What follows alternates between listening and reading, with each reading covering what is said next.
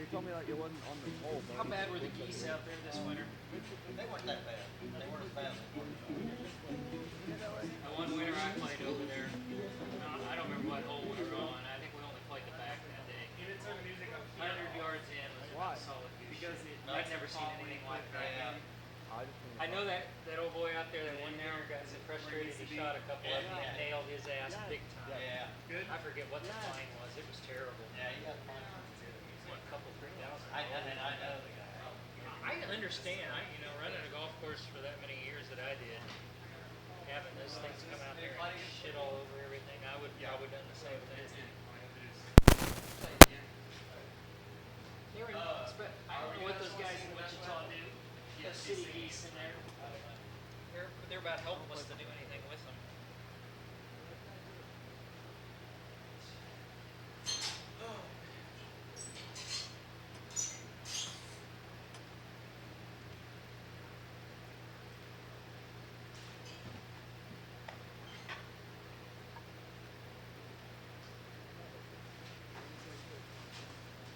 Who's pitching tonight for the birds? Yeah, that's right.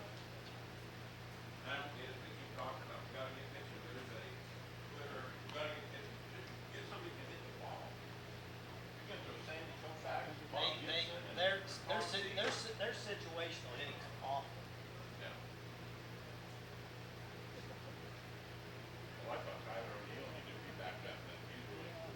I don't understand why they just kind of give it up on Fowler. Just doesn't seem. I don't know. I didn't see the box. He should, but I mean, if they're gonna, Martinez really hadn't been as good as he's been in the past. Ozuna hits a bunch of solo home runs. Goldschmidt's just, I can't believe how bad he How's it is. going? Yeah. Let's see. Would you mind turning on the music real fast? Is there a phone in there by chance or anything? Is it plugged into the iPad? Or I can try to get someone up there to check it out. Hey, where's Sanchez at?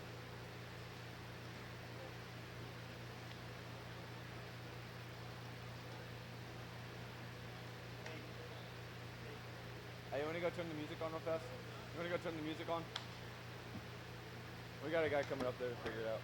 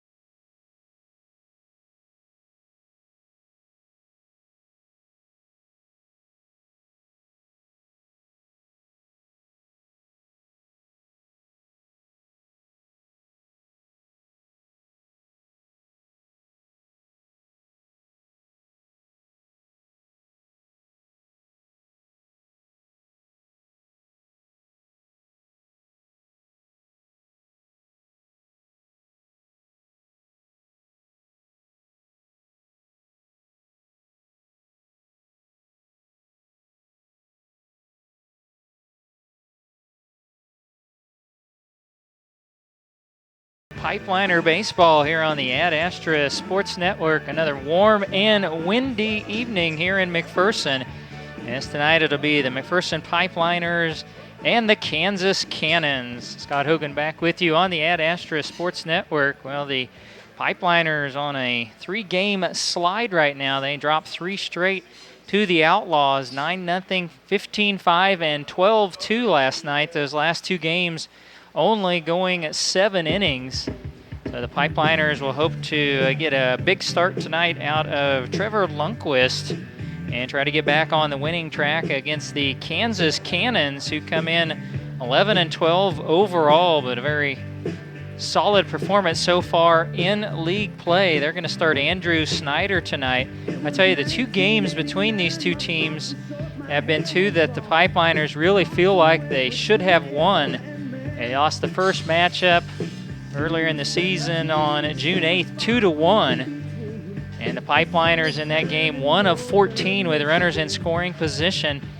And then their last matchup had a 5-1 lead going into the 9th and ended up losing it 6-5. Good evening, ladies and gentlemen. Hopefully Welcome to tonight Stadium for tonight's will be game better between mojo Kansas for the Cannons and Pipeliners here at McPherson home and can pick Pipeliners. up a win against the I'm Stan Smith, Cannons. coming to you from the Williams Press Box. And on Here's Monday, the starting last lineup action for the visiting Kansas Cannons, they had a Leading off 12-0 playing victory third base, Isaiah against the Cohen. Park City Batting Rangers. second, center So let's fielder take a look Tom at the King. pitching matchups Batting tonight. third, First first for baseman Hunter the Kansas Lemonian. Cannons, it's going to Batting be cleanup Andrew at Snyder, catcher, making his Kyle 9th Garr. appearance, leading all Batting Cannon fifth, players. left fielder He's Nate thrown Crossman. 33 innings, Batting giving up sixth, the second 22 baseman, runs, Tate 16 Hamilton. of them earned, Batting seventh, right and has fielder allowed Christian 36 Slater. hits, and his Batting ERA eighth, is the designated hitter, Owen Martin. 4.36. And batting ninth, playing shortstop. And Snyder Chris has walked Opolka. 9. And pitching He tonight struck for the out Cannons is 27. Andrew Snyder. And now he here's has your a starting complete lineup game, for and he's your only McPherson hit 1 Pipeliners. batter, so a very Leading off, solid playing performance second base, for Trey Snyder so far Yukamoto. on the season. Batting And again, second, going on the right mound tonight fielder for the Ray Pipeliners Lozano. is Trevor Batting Lundquist. third, the designated He'll be hitter, making his Jake 5th Delco. start of the season. He's thrown Batting 15 cleanup, innings. first baseman, He's given up Tyler 17 Brown. runs. 14 of those Batting runs fifth, have been third earned baseman, on Kevin 20 hits. His Fleischer. ERA Batting 8.40. sixth, playing shortstop, Trevor has walked Daniel 23, Arroyo. struck out Batting 14, seventh, left and fielder, hit 1 batter. Aaron Remember, he was the Esselman. starter on Batting eighth, opening the night this catcher, year, picking Grant up the Plunkett. victory. Batting ninth, So hopefully this center can get a fielder, Jared Pipeliner Ureta. rally And pitching and tonight for start the to a winning Pipeliners, streak before they head Trevor to Goddard Lundquist. tomorrow to take on the Kansas Curve before a Ladies and much-needed day gentlemen, off if you would coming now up stand on and Friday. remove your caps So we're for going the to take a singing break of for the national anthem, performed by Army and we'll be veteran back with your Darren starting Stewart. lineups as this is Pipeliner Baseball on the Ad Astra Sports Network. You see by the dawn's early light what so proudly we hailed at the twilight's last gleaming, whose broad stripes and bright stars through the perilous fight o'er the ramparts we watched were so gallantly streaming, and the rocket's red glare above bursting in air gave proof through the night that our flag was still there. Oh, say does that star-spangled banner yet wave o'er the land of the free and the home of the brave. Thank you, Darren, and thank you for your service. Tonight's game is sponsored by Hometown Outdoor Power, and throwing out the first pitch is Trace Gutierrez. Welcome back to our Pipeliner pregame show. Tonight, the game sponsor and hitting out for the first pitch, Hometown Outdoor Power. So they will have our player of the game in the postgame. And our media sponsor tonight, a big shout out to Chris Lakay and Rod Lundquist down in Keller, Texas. They are starting pitcher Trevor Lundquist's grandparents, and they're sponsoring tonight's game and several more upcoming games. So a big thank you to them. I'm sure they're listening in down in Nice Texas. hit. As what a pitch out there. First pitch from Hometown Outdoor Power. As the Pipeliners have taken the field, they're going to go with their dark jerseys tonight. And Lundquist will begin his warm-up tosses, so let's take a look at the Cannon batting lineup. Leading off is the third baseman, Isaiah Cohens. Batting second will be the center fielder, Tom Kane. Hunter Lemunyon will play first and bat third. The cleanup hitter will be the catcher, Kyle Gora. Batting fifth and playing left field is Nate Crossman. The shortstop, Chase Hamilton, bats sixth, and batting seventh will be Christian Slater. He's out in right field. DHing for the Cannons will be Owen Martin, and he'll bat eighth, and batting ninth is the second baseman, Chris Opolka.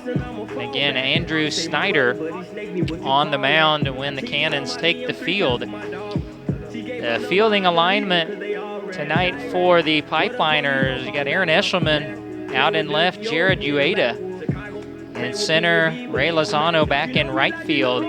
Kevin Fleischer has been DHing most nights. He's going to play third tonight. Daniel Arroyo is at short. Trey Yukamoto going to be your second baseman, and Tyler Brown down at first with Grant Plunkett behind the plate. Now Plunkett right now, and as we saw last night for the Pipeliners, as they're getting a little shy on catchers this year, as we saw Valoria come in and catch late in the game, give Plunkett a little rest, but Grant back behind the plate tonight. Kansas Cannons, third baseman Isaiah So Cohens. we are ready to get underway. The Cannons going to go with the camo jerseys tonight, kind of black and white, maybe kind of purplish and white. So the lefty Isaiah Cohens will lead off, and the first pitch from Trevor Lundquist is well up and away, ball one.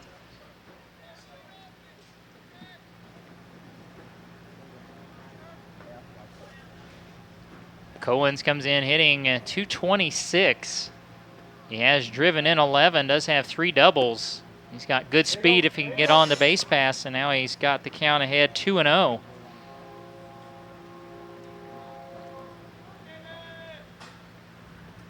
Lundquist with the 2-0. Line drive up the middle is going to get into center field for a leadoff single for Cohens. As we saw last night, numerous innings for Clearwater, getting Now that batting leadoff center man fielder, aboard. Tom Kane. And Cohens has 7 steals. He's not been caught this year. He'll be down at first, and Tom Kane is your batter, the center fielder, hitting 367. Kane has a triple and a pair of doubles. He's driven in 5. And Lundquist misses low, ball one. Kane was showing bunt.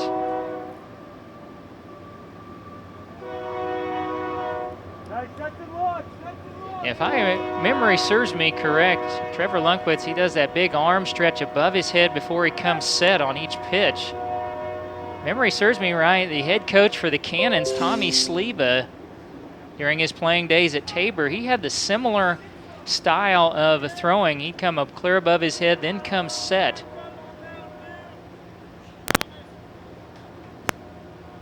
Lundquist to the plate. There's a base hit into left.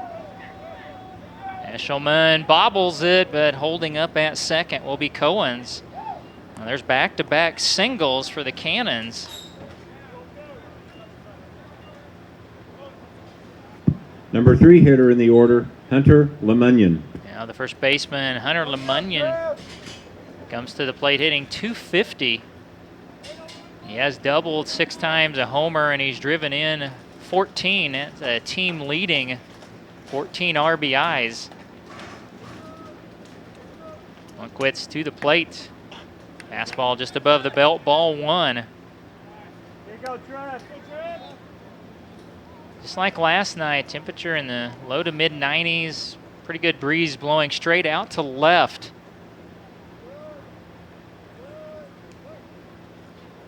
Fastball low and away, 2 balls, no strikes.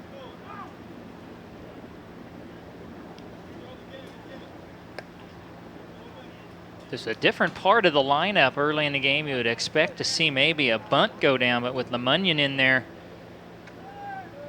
he's going to swing away. Now the 2-0, is low, ball 3.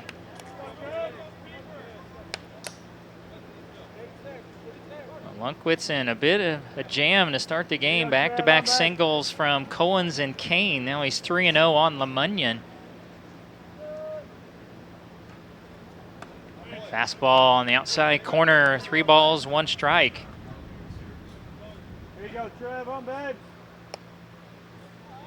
Boy, a ground ball or a little pop-up right here would be a welcome sight for the Pipeliners. Komodo playing near the bag at second. Here's the 3-1. Up and away, ball 4. The bases will be loaded.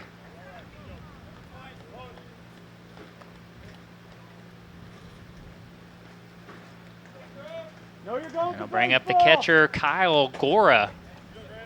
Gora comes in as a .288 hitter. Batting cleanup, the catcher, Kyle Gora. He's doubled 4 times and driven in 11.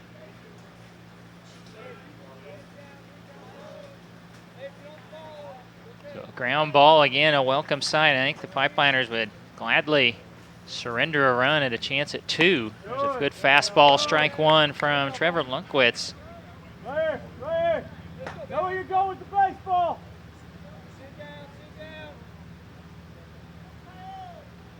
Lunkwitz comes set, a check, a third. The 1-strike pitch popped up. Foul territory down third baseline. Fleischer underneath it and battling the wind makes a nice catch.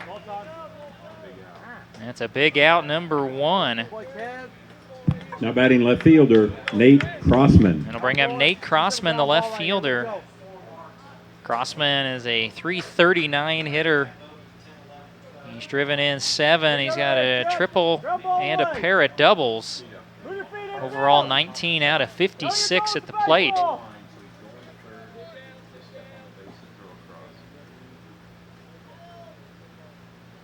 And the first pitch on the way stays high, ball 1. Here you go, right here. You're at deep breath right here.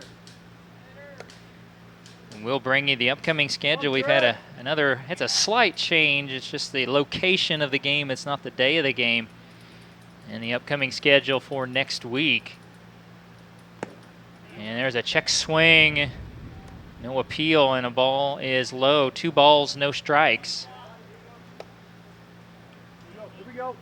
Following Crossman will be Hamilton. Bases loaded, 1 away in the top half of the first inning. Get your ground ball. 2-0 to Crossman is high, ball 3. Focus. Let's go.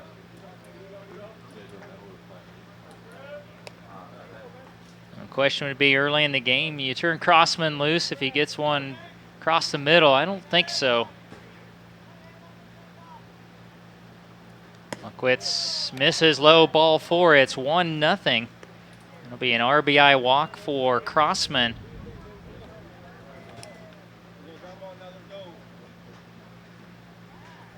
And the second issued here in the Now first batting by second Trevor baseman, Lunkwitz. Chase Hamilton. Minimize. Let's go. So the batter is the shortstop, Chase Hamilton. Hamilton Where you going with the baseball? playing in just his 6th game. So far, he is 7 out of 15. Good. Fastball right through there for strike 1. Hamilton does have a double. He's driven in 2 and a big opportunity here. Lunkwitz with the 1-strike pitch. This one stays above the belt. 1 ball and 1 strike. Let's go. Be Slater next. And then inning keeps going. It'll be the DH, Owen Martin. A 1-1 on the way. Grounded in the hole and gets into left field. 1 run is in. Eshelman's going to come up throwing. Fleischer to the plate, and then the ball caroms away from Plunkett. And that'll allow the runners to move up. So you'll have a 2-run, a single for Hamilton, then an error to allow the runners to move up.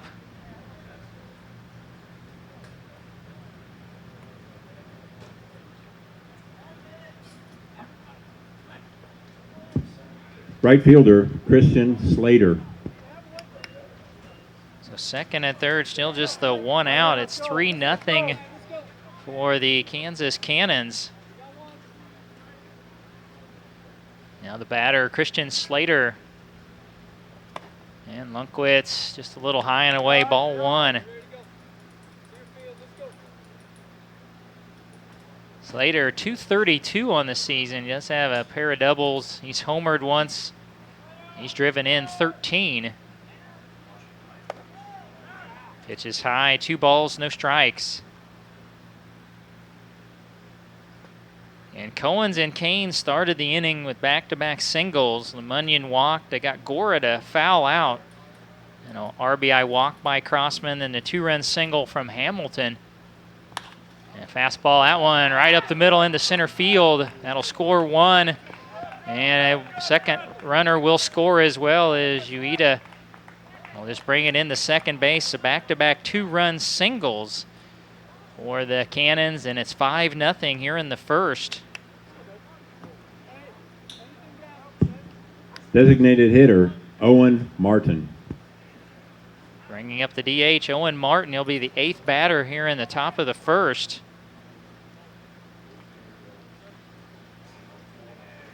Martin is a 176 hitter.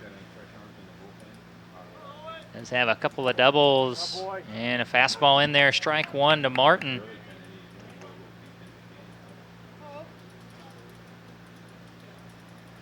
Those 5 runs in the inning have scored on 4 hits. Fastball misses low. It's 1 ball, 1 strike. Following Martin will be the second baseman, Chris Opolka.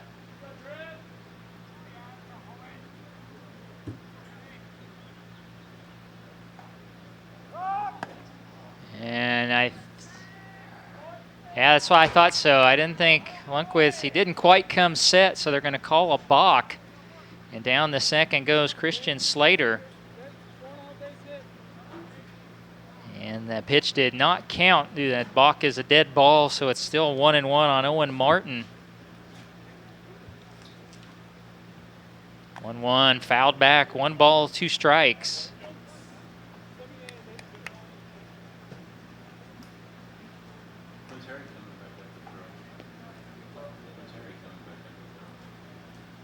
So digging back in, Martin down in the count 1-2 with Slater out at second.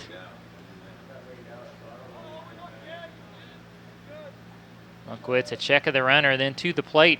Breaking pitch grounded to third. Fleischer bobbles it, and no throw to first. So the second error of the inning.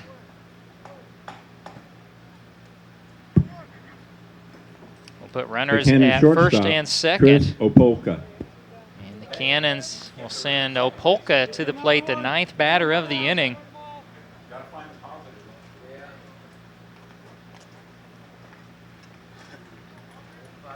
Opolka hitting .214. He does have 7 doubles out of his 15 hits. And he tries to put down a bunt, and it goes foul for strike 1.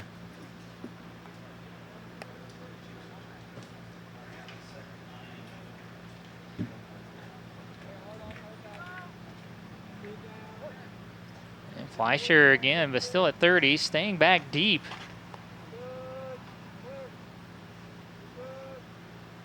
Polka swings away, hits one high in the air to center. Everybody tagging up. Ueda throw will come into third. That was a good throw. Everybody scrambles back to their bag. That is the second out of the inning, and back to where we started. Isaiah Cohens. Back to the leadoff man, Isaiah Cohens. Cohens singled and scored the first of the 5 runs on the board. Cohens and Kane with back-to-back singles.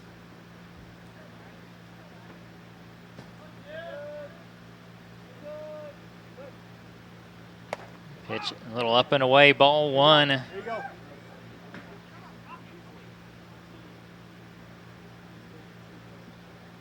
And the Cannons overall 11-10.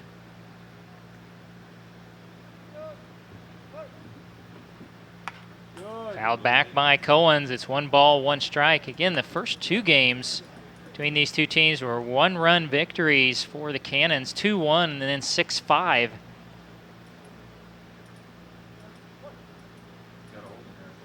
A couple of games the Pipeliners look back on and know they probably should have had W's.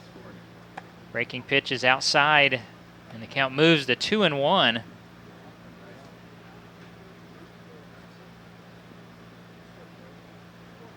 Again, here in the smallish ballpark with the wind blowing out, it should be a night conducive to runs once again. Fastball, this one popped into center. Ueda will camp out underneath it. He makes the catch. That will retire the side. 10 batters to the plate, 5 runs, 4 hits, 2 errors, 2 left. So as we head into the bottom half of the first inning, the Cannons 5, the Pipeliners coming up as you're listening from the Williams Press Box here in Edward Jones Stadium. Pipeliner Baseball on the Ad Astra Sports Network. Ad Astra Radio is a proud supporter of the McPherson Pipeliners. Locally owned and proud to call Central Kansas home, Ad Astra Radio is your source for local news, weather, and sports content. Online at adastraradio.com and on the Ad Astra Radio app.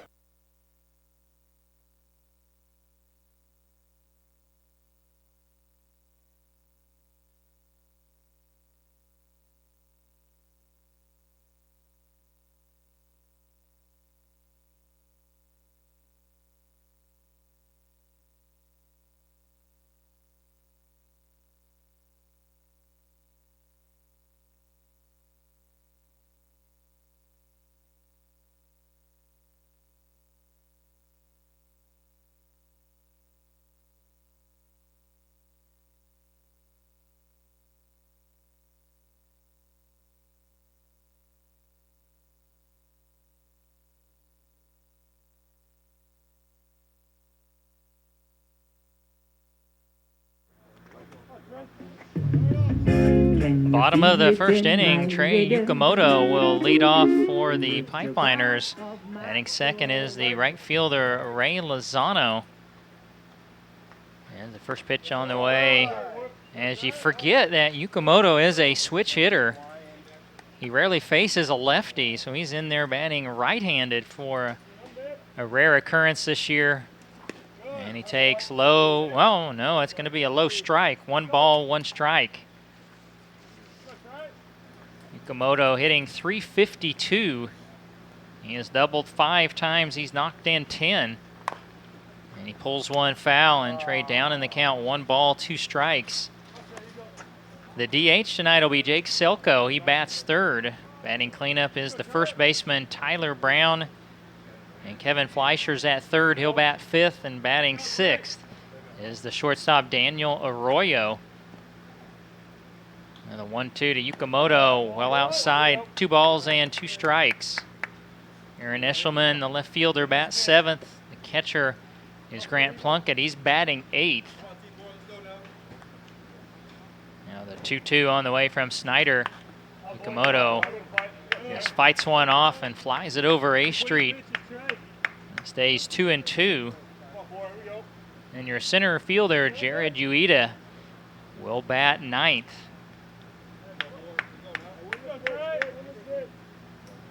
Again, the 2-2 to Yukamoto. And a line drive into left center field. As you really feel like the way the Pipeliners have been going, they need to get at least a couple of runs on the board here in the first. Right fielder, Ray Lozano. Get their confidence going. And Yukamoto, good start. Singles to left center field, bringing up Ray Lozano. Ray was in the bullpen last night. Gets the start in right tonight. He's hitting .293. He's doubled 4 times. He's knocked in 9. First pitch swinging, pops it up. Will it get foul? Oh, and it's off the top of the fence. LeMunyon actually gave up on that just a little early. He may have been able to make the play. So a break there for Lozano. It'll just go as a 1-strike count.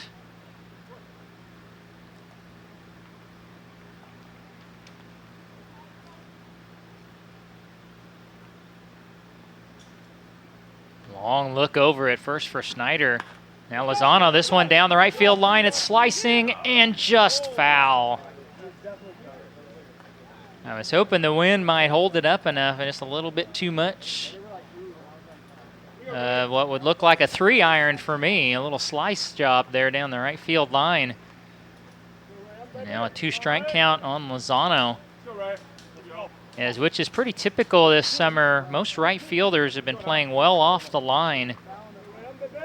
And that does get Slater a little bit closer.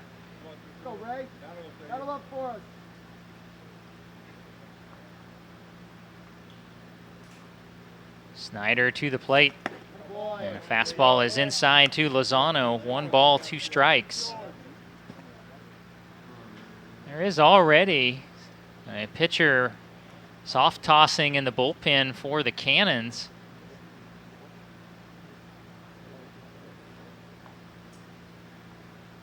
A 1-2. Lozano laid off one down in the dirt. 2 balls and 2 strikes.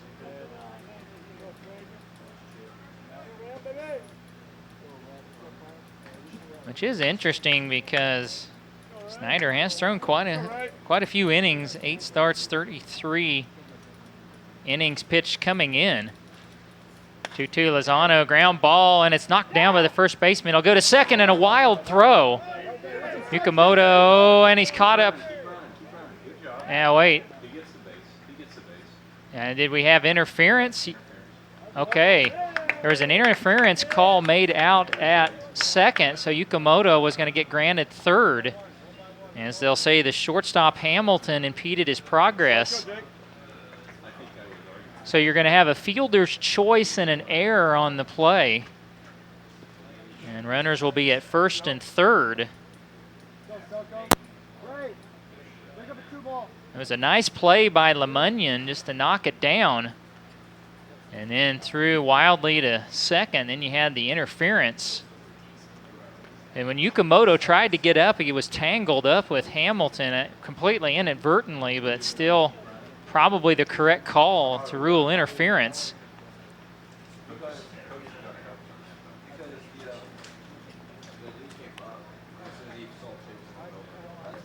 So Jake Selko will come up first and third, nobody down here in the bottom of the first. 5-0 Cannons, but the Pipeliners threatening.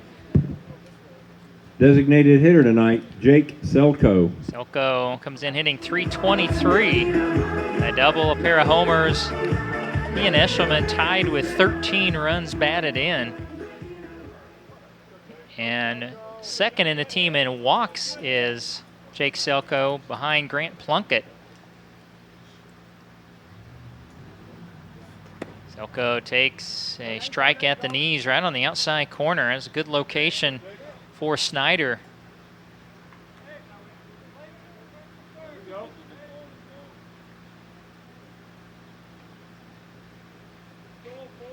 Snyder shook off the first sign.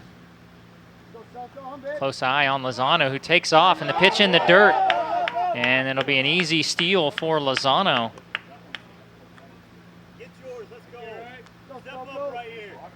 So that takes the double play out of the equation.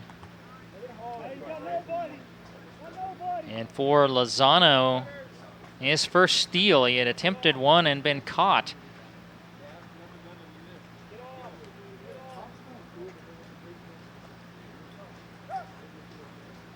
And time called at the plate. So far, Snyder, with runners on, has been very, very deliberate.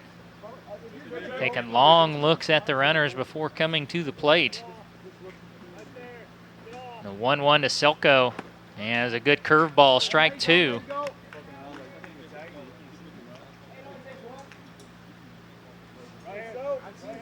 Selko certainly was not looking curve. They'll have to shorten up the swing. 1 ball, 2 strikes.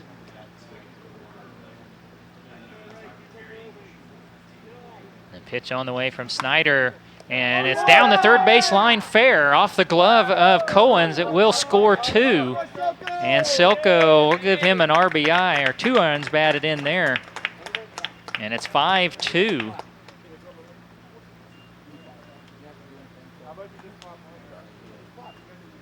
That breaks up the tie with Eshelman, give him 14 Cleanup and hitter, 15 now. first baseman Tyler Brown.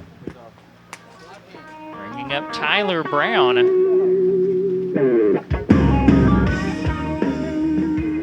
Brown hitting .327, 5 doubles, couple of homers, and he's driven in 12. Well, and he may have driven in more. Line drive, deep left field, and it's right at the base of the wall. They'll stop Selko at third. And to throw in the second, good throw, but safe under the tag is Tyler Brown with the double. And Snyder, a cardinal mistake. Everybody knows Brown loves to swing early, and he gave him a fat fastball. And Brown just didn't quite get under it enough for it to leave the park. Kevin Fleischer. But he drove it, it hit right at the base of the left center field fence. Exactly what the Pipeliners needed. Mounting a rally here in the bottom of the first. It's 5-2, but second and third still nobody down for the third baseman, Kevin Fleischer. So it's already an early conference, so the soft tossing in the bullpen has intensified. A righty up and throwing full strength now for the Cannons. Fleischer, so far this year, he is 6 of 15. That's an even .400 average. He's homered twice and driven in 6.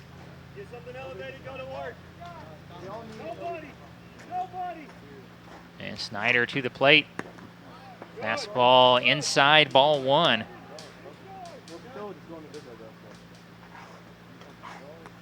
Fleischer homered in his first 2 games as a Pipeliner.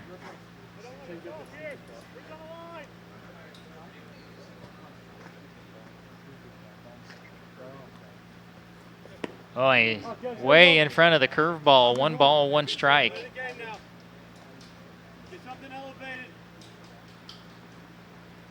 One ball and 1 strike.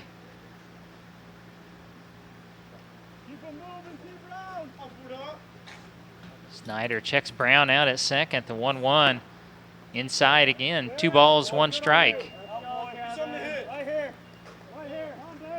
Following Fleischer will be Daniel Arroyo, then Aaron Eshelman.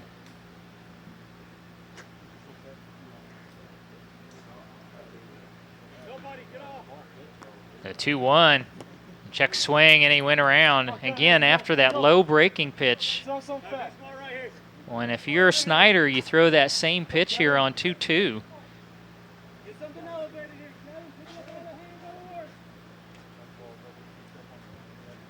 I'd be very surprised if the catcher Gora calls anything but off-speed breaking pitch.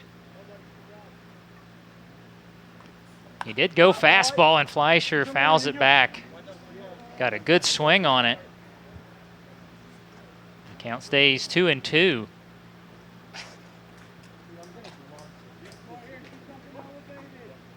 Selko at third, Brown at second. Nobody away in the bottom of the first.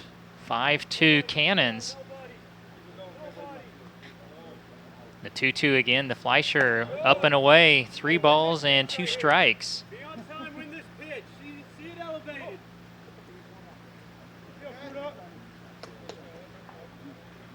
So far, 3 hits in the inning.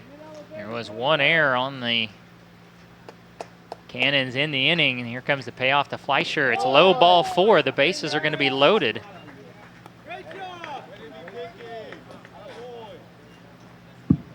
Pipeliner shortstop, Daniel Arroyo. That'll bring up Daniel Arroyo. And a big opportunity here for Arroyo. He comes in hitting .231. Does have a pair of doubles. Well, you would take a nice, easy single right here. Arroyo takes, a low strike.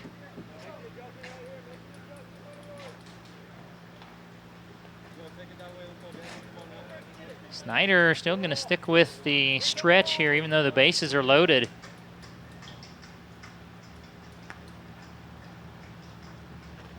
The 0-1 stays high to Arroyo. 1 ball, 1 strike. LeMunyon in pretty tight at first base. And once again, Slater out and right is well over into right center.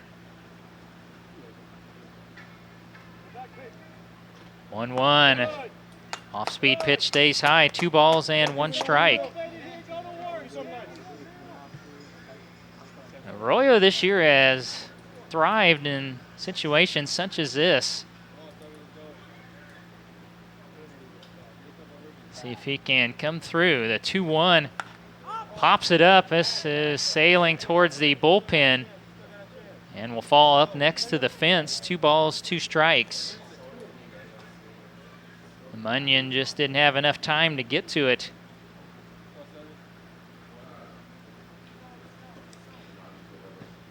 Aaron Eshelman in the on-deck circle, then it'd be Grant Plunkett.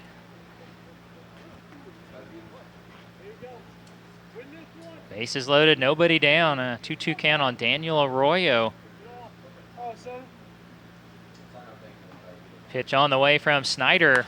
And the line drive towards center field. Over to make the catch is Kane. That'll get 1 run home to make it 5-3. Arroyo gets the sac fly RBI. Becomes the first out of the inning. Now batting, left fielder Aaron Eshelman. I'll bring up the left fielder, Aaron Eshelman. Eshelman hitting .309. Couple of homers, couple of doubles, and until Selko's 2-run single, he was tied in the team lead with 13 runs batted in.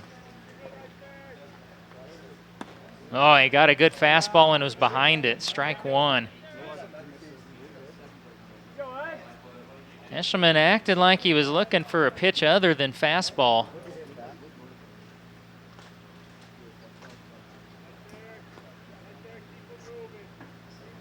And the 1-strike pitch popped up.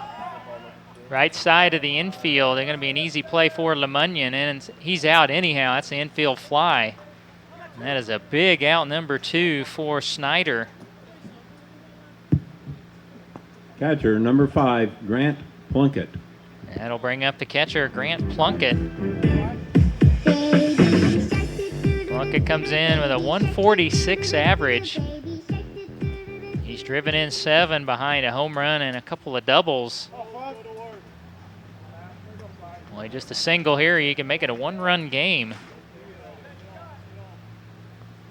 Snyder gave him a fat fastball and he took it for strike 1.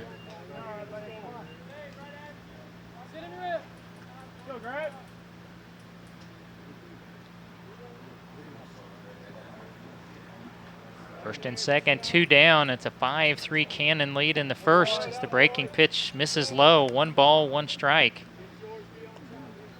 This is the 8th batter of the inning for the Pipeliners. 10 cannons batted in the first.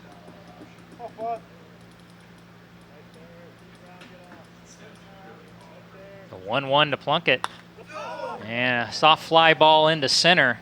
Kane barely had to move. He makes the catch, and that will retire the side as the Pipeliners grab 3 runs on 3 hits, 1 error, and 2 left. And we head on to the second. It's now the Cannons 5, the Pipeliners 3. And here at Edward Jones Stadium, and from the Williams press box, this is Pipeliner Baseball on the Ad Astra Sports Network. Kicks Country 106 is McPherson's country station and your source for local news, weather, and sports content. Join Aaron West afternoons on The Drive for your chance to win concert tickets and more. Streaming on the Ad Astra radio app, today's best country, Kicks Country 106.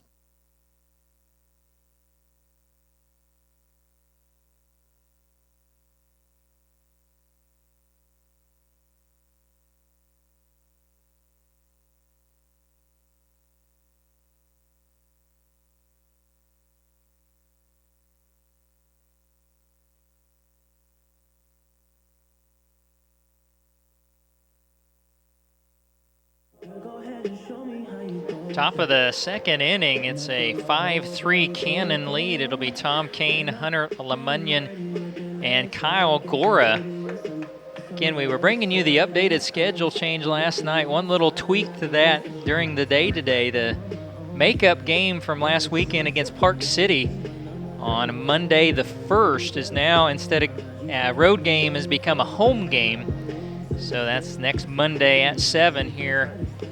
The Rangers and the Pipeliners. Tomorrow night, the Pipeliners will be at the Kansas Curve in Goddard, 7 o'clock start on the Ad Astra Sports Network. And the Mud Daubers on a Saturday doubleheader against the Heat here at home on Sunday. We'll see if that'll give Trevor Lunkwitz a little new life here in the second. As it's Kane, Lemunyon, and Gora. Kane singled and scored a run in the first.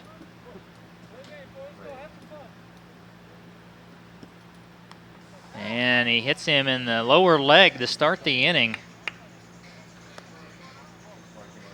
Now, 2 straight innings, leadoff man aboard for the Cannons. Cannons first baseman, Hunter Lemunyon.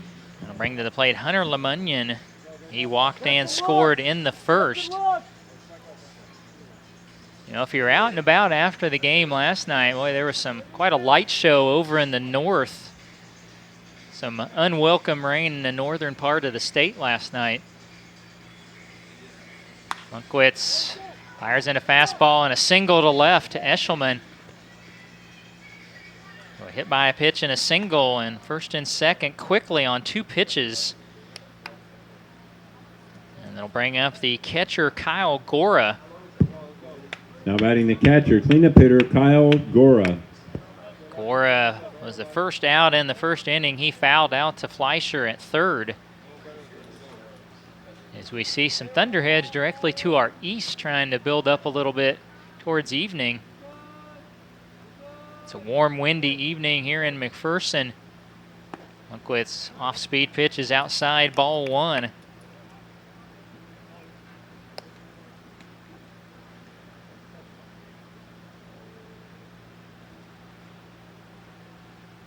Pipeliners playing deep on the middle of the infield, open for a ground ball. And Lunkwitz fires in low, 2 balls, no strikes. Trevor threw a lot of pitches. We don't have the official pitch count. We were guessing probably up around maybe 30 in the first inning. The 2-0 is high, 3 balls, no strikes.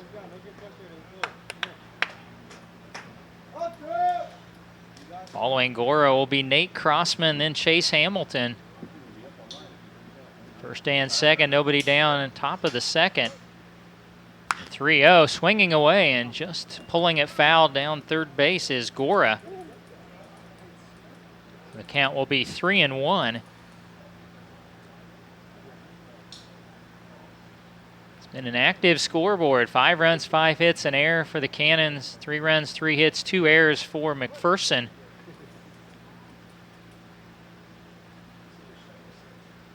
Lunkwitz with the 3-1. Fastball is a little high, ball 4. That's going to load the bases up for Crossman. Now batting left fielder, Nate Crossman. As they'll go visit with Trevor Lunkwitz before Crossman, who had a RBI walk and a run scored in the first inning. Again, Hometown Outdoor Power, our game sponsor tonight, so we'll have our Hometown Outdoor Power player of the game when we get to the post game tonight. And again, our media sponsor for this evening's game, Chris Lakay and Rod Lunkwitz down in Keller, Texas, the grandparents of our starting pitcher tonight, Trevor Lunkwitz. So a big thank you out to both of those Pipeliner sponsors tonight.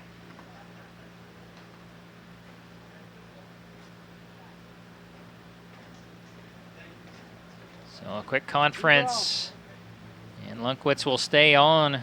Now Crossman, Hamilton, and Slater coming up.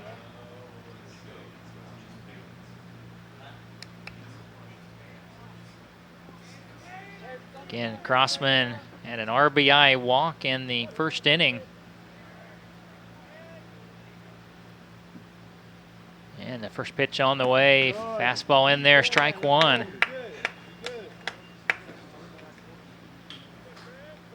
This was the same situation in the first inning, and Lunkwitz got Gora to foul out for a first out. Maybe similar situation here.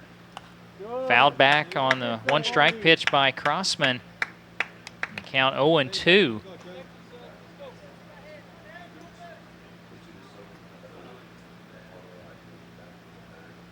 The infield this time does come in for McPherson. Ground ball, they want to come home. The 2-strike to Crossman. Fouled back.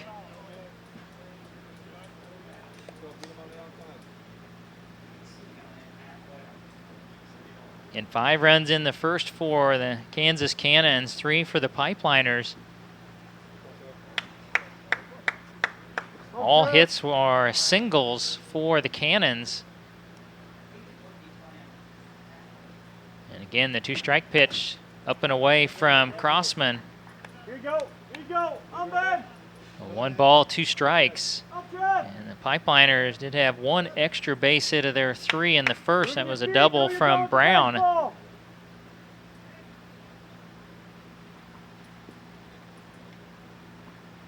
Lunkwitz with the 1-2. Grounded right towards the Pipeliner dugout and hits off one of the metal posts.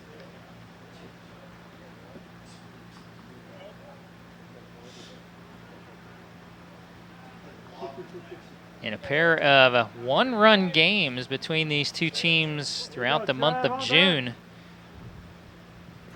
12 days apart. A couple of close losses for the Liners. Ground ball and snagged by Arroyo. He goes home for 1. So you get the out at the plate and the bases remain loaded. So Crossman aboard on a fielder's choice. Nice backhand by Arroyo. Cannon's second baseman, Chase Hamilton. And they'll bring up Chase Hamilton, who had a 2-run single and a run scored in the first. So now the infield back to regular depth. Hoping for another ground ball and get out of the inning. Good. Breaking pitch at the knees, strike 1 to Hamilton. Right here, Trev, home bag. 1 pitch away, let's go. Yukamoto, as he usually does, he plays more up the middle than you would see a traditional second baseman play.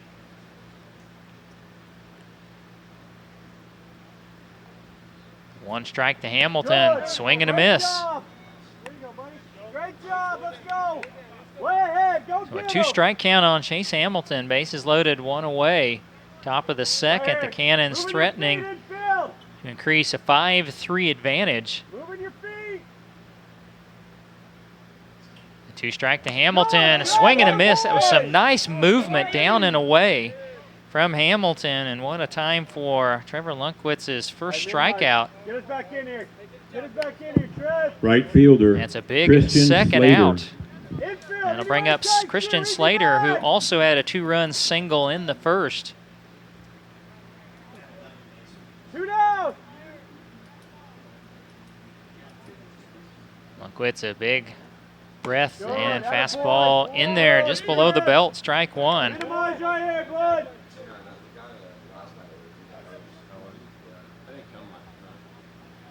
Lunkwitz, I think he got Hamilton. It looked like a slider, or maybe that 2-seamer breaking down and away. Popped up, this one going to sail out of play right side. And it's a 2-strike count on Christian Slater. Boy, what a boost this would be if you could get out of this inning with no damage. It started off, hit by a pitch, single walk to load the bases. 2-strike pitch, high grounder to Fleischer. He takes the throw over to first, and the Pipeliners and Trevor Lunkwitz get out of the inning with no damage done. There was no runs and 1 hit, 3 left. As we head to the bottom of the second, the score remains 5-3. The Cannons leading the Pipeliners. And we mentioned our great media sponsors tonight, Chris LeKay and Rod Lunkwitz. And we would really love to get the final about 9 or 10 games on the schedule on the air for you, but we need your help. We need media sponsors to cover about 9 or 10 games remaining as we look forward to the schedule. Right now, we know we don't have the first game we won't be able to cover coming up on a Sunday, the doubleheader against the Heat. And we have a doubleheader also on July 13th. If you wanted to be a media sponsor for a doubleheader, those are just $175 for a doubleheader. Or single games sponsors start at $150 and go down. Each additional game you would choose to sponsor. So if you're a parent, an avid fan, or a business and want to get your name out there and just help out, keep Pipeliner Baseball on the air, you can contact Pipeliners at McPherson Pipeliners Baseball, either at .com or at gmail.com, or a very easy way is to just call or text me anytime, 620-897-7060. Let's try to get the rest of the season of Pipeliner Baseball out there for all of you to enjoy on the air. That is our goal as we move forward, as we already got a new pitcher as well. What is that number? Hard to see on the front of the jersey. Is that 18? No, we don't have an 18. Oh, we do. It is 18, so that's going to be Clay Westbrooks is your new pitcher. Those camo unis, a little bit harder to make out the numbers. So Westbrooks will be in relief of Snyder, who throws 1 inning, gave up 3 runs on 3 hits. And he walked for the 1. Pipeliners, Jared Ueda. Jared Ueda is going to lead off for the Pipeliners. We saw them warming before Snyder really had even thrown a pitch. Westbrooks, we'll look at his numbers as Ueda digs in. And a fastball at the knee, strike 1. Westbrooks making his 7th appearance. He's thrown 17 innings. He's given up just 1 run. It's been earned on 11 hits. His ERA is .53. 3 walks, 13 strikeouts. Ueda fouls it back, and the count quickly 2 strikes. So one of the best, if not the best, hurler for the Cannons, Clay Westbrooks, is out there. Ueda comes in hitting .182. He's got 3 doubles. He's driven in 6. And Westbrooks shaking off signs, so Ueda asks for time.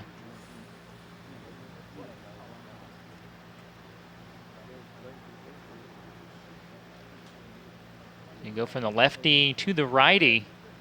And the 2-strike pitch up and in a little bit to Ueda.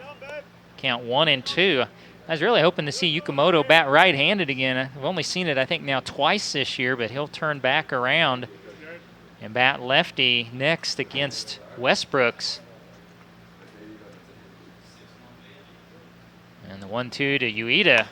High chopper up the middle. This is going to have to be a quick play, and is nicely made by Opolka to get Ueda by a step for out number 1. back to the top of the Pipeliners order. Now your And batter second will baseman, be Trey Trey Yukamoto, Yukamoto. who singled and scored a run in the first inning. Can you feel it in my rhythm? And would you vibe of my soul? Following Trey will be Ray Lozano.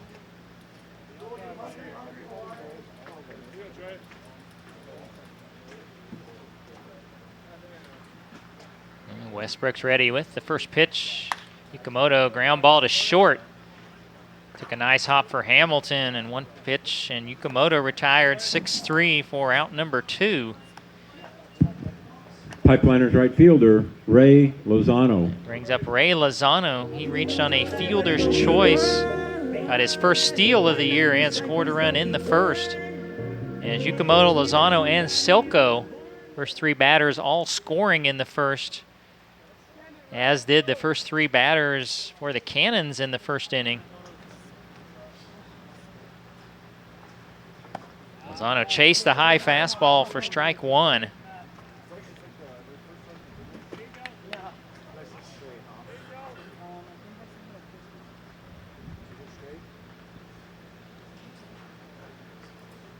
Westbrook's the wind and the 0-1. Popped up right side. And this is going to be a quick 1-2-3 inning. Lemunyon makes the catch. And the Pipeliners go down on, I believe, only 6 pitches in the inning. So we head on to the third. It remains the Cannons 5, the Pipeliners 3 from the Williams Press Box here at Edward Jones Stadium. This is Pipeliner Baseball on the Ad Astra Sports Network. Ad Astra Radio is a proud supporter of the McPherson Pipeliners. Locally owned and proud to call Central Kansas home, Ad Astra Radio is your source for local news, weather, and sports content. Online at adastraradio.com and on the Ad Astra Radio app.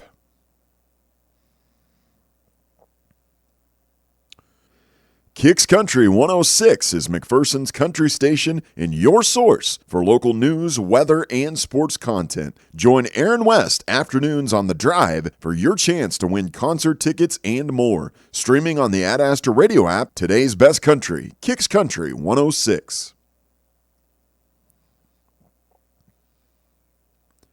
Ad Astra Radio, your source for award-winning news, weather, and sports coverage. No one covers Central Kansas better. Ad Astra Radio is a proud supporter of the McPherson Pipeliners. Listen to select Pipeliners games online at adastraradio.com and on the Ad Astra Radio app.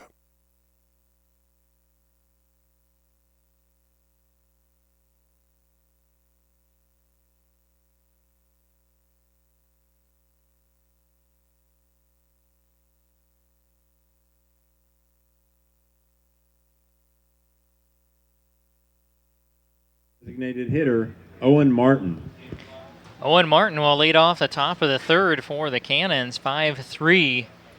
The Kansas Cannons leading the McPherson Pipeliners here at Edward Jones Stadium. And getting some kind of light overcast, trying to move in on a warm, windy evening again. And the DH takes high ball one. Owen reached on an error in the first.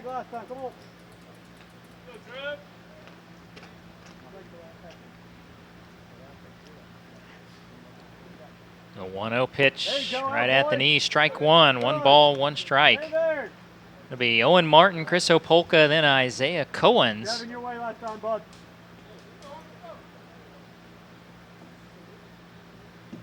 The 1-1 pitch on the way. Stays high, 2 balls, 1 strike.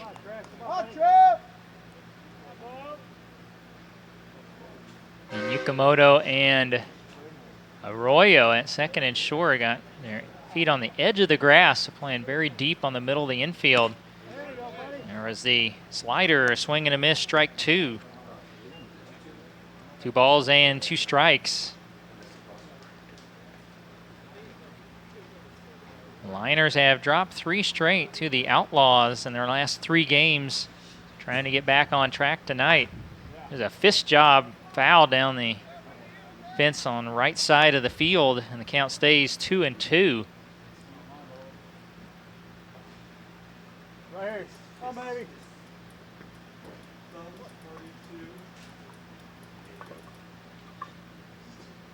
Now the 2-2 pitch again from Lunkwitz. There's a little soft fly ball. Can anybody get to it? Eshelman does. Martin retired on a fly out to left for out number 1, bringing up the second baseman, Chris Opolka. Cannons number 9 hitter, shortstop, Chris Opolka. Opolka flew to center in his first at-bat in the first inning when 10 batters came to the plate.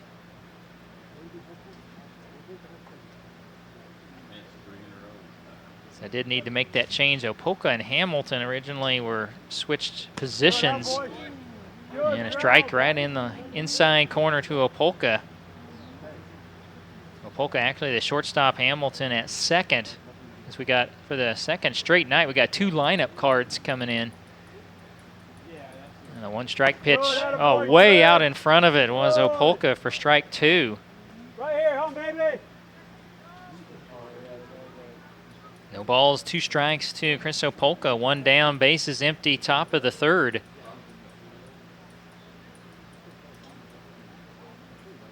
And the 2-strike pitch. And the breaking pitch, whoa, is a good pitch, either low or outside. Go win it now. Moving your feet in field. That's his 2-seamer. I mean, a little splitter there from Lunkwitz. That's what he's getting such good movement down and away with. Good. And he threw it again in a swing and a miss. Leadoff hitter, Isaiah Cohen. His 2nd strikeout and the 2nd out of the inning. And back to the top to Isaiah Cohen. He batted twice in the 1st inning. He singled and scored, then he flew to center.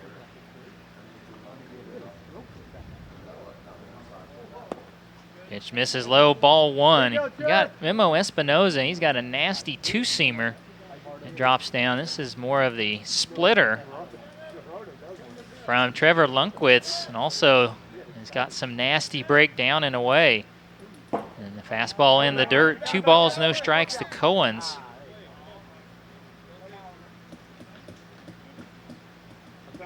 Well, you could use a quick 1-2-3 inning here and get back to the plate. Close game early on, 5-3 Cannons, top of the 3rd. The 2-0 to Cohen's, way high. 3 balls, no strikes. Right here, Trev, home baby. Cohen's reaches, and then be Tom Kane. Cohen's is your leadoff hitter in the lineup. 3-0 right down the middle. 3 balls, 1 strike. Now repeat. Very good. Home baby. So far, Lunkwitz, a couple of strikeouts, 3 walks. He hit 1 batter. He's given up the 5 runs on 5 hits. Good, out, boy. Fastball catches the outer part of the plate for strike 2. So it looked like Cohen's was in take mode on 3-0 and 3-1. There you go, right here. Right here, moving your feet in field. Cohen's never getting out of the box, ready for the payoff. Fastball. Oh, goodness, where did that one miss?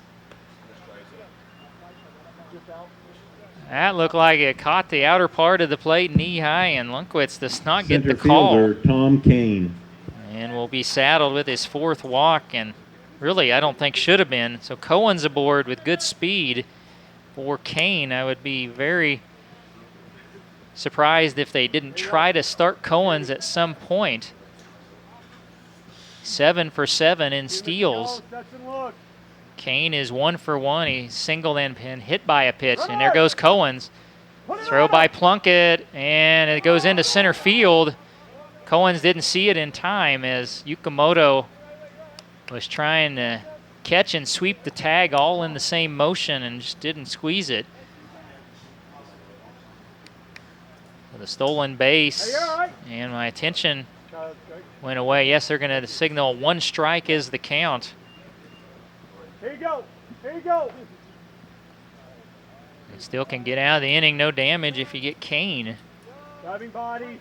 1 strike pitch, grounded up the middle. It's going to get into center field. Cohen's will score easily. And it's 6-3.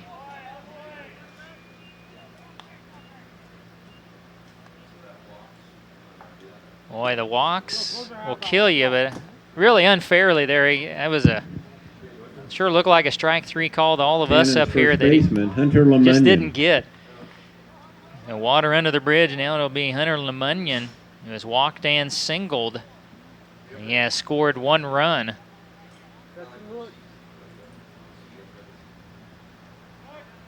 Kane has a pair of steals, or excuse me, he's been caught twice. He's stolen 12. Looked at the wrong line first.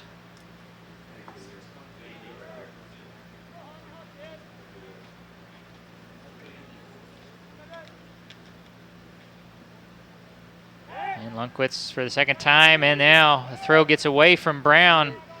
And Kane down the 2nd. It'll be the 3rd error on the Pipeliners. Here you go. Here you go.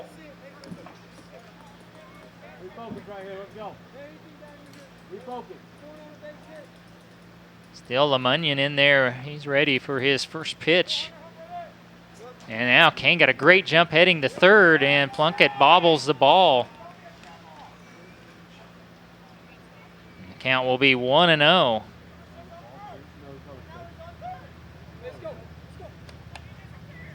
Those are some of the things that you won't see in the glaringly show up in the stats, but the 1-0 is high. 2 balls, no strikes. Probably 1-1, right? Thank you. You got Owen Martin and Chris Opolka to start the inning, then a questionable ball 4 call to Cohens. Popped up. Will there be room for Plunkett? And he makes the catch up next to the fence. And that will retire Lemunion for the 3rd out. 1 run on 1 hit, 1 error, and also 1 left. So we head to the bottom of the 3rd. It's the Cannons 6 and the Pipeliners 3 from Edward Jones Stadium and the Williams Press Box. You're listening to Pipeliner Baseball on the Ad Astra Sports Network.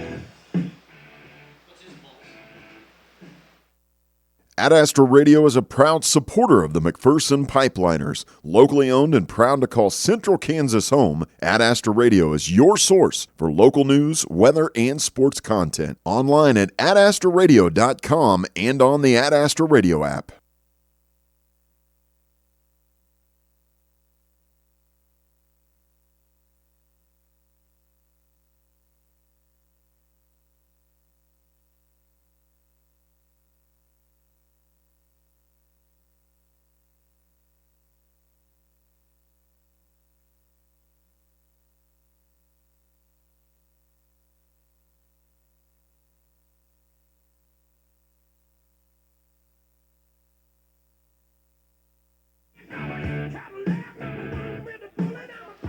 Bottom of the 3rd inning, a 6-3 Cannon advantage. It's going to be Selko, Brown, and Fleischer coming up for the Leading off the bottom Pipeliners. of the 3rd for your McPherson Pipeliners. And in the postgame, we will have Jake the Selko. Hometown Outdoor Power Player of the Game. They are our great game sponsor tonight. So stay tuned for that selection.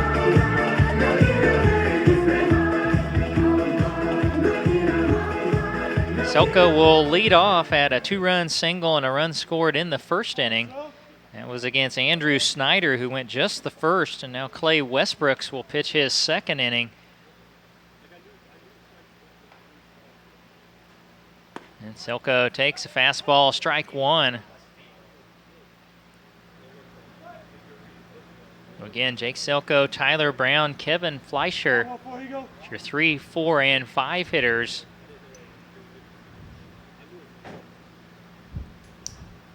One strike pitch. Misses a little bit low. It's 1-1. Westbrooks had a 1-2-3 debut here in the 2nd inning. And we mentioned his ERA is .53 through 17 innings pitched. Selko takes the 1-1 and boy, takes a low strike. And it's 1-2.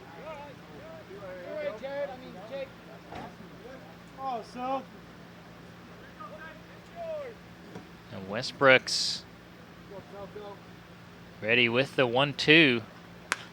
That one shot foul down 3rd base. In a warm, windy evening here at Edward Jones Stadium, the south wind blowing out to left field. And temperature started around 90. And Selko will take strike 3, a fastball at the knees. And Westbrooks has his first strikeout. It'll bring up Tyler Brown, the first baseman. First baseman, cleanup hitter Tyler Brown. Who singled, or excuse me, he doubled and was stranded at 2nd in the 1st inning.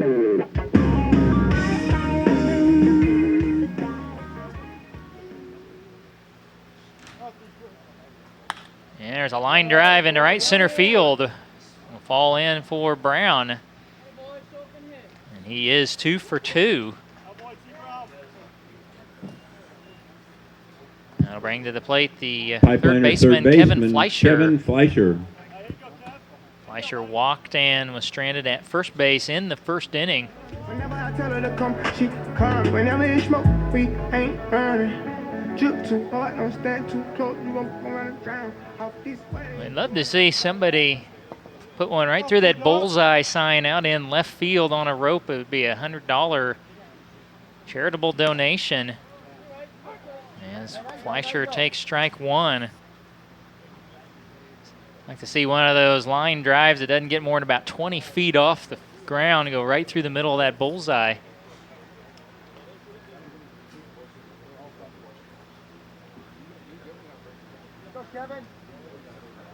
Westbrooks with the one strike pitch, swing and a miss. And a fastball down right below the knees, and it's 0-2. Fleischer to be followed by Daniel Arroyo. Brown at first, one down, bottom of the third, 5-3 Cannons. Excuse me, 6-3 Cannons. Breaking pitch in the dirt and a nice scoop up by Gora.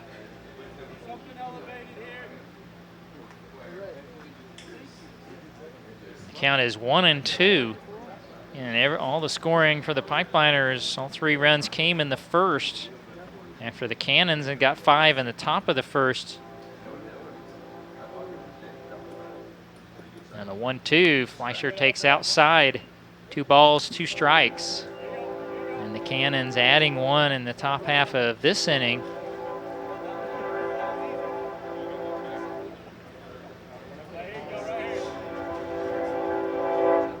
All runs and hits, except for that Brown single here, were given up by the starter, Andrew Snyder. Westbrook steps off.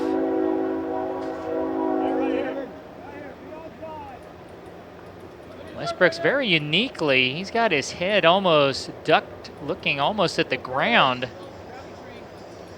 with a runner on first. That one bounced, and again, Gora, nice block, and the count is full on Fleischer.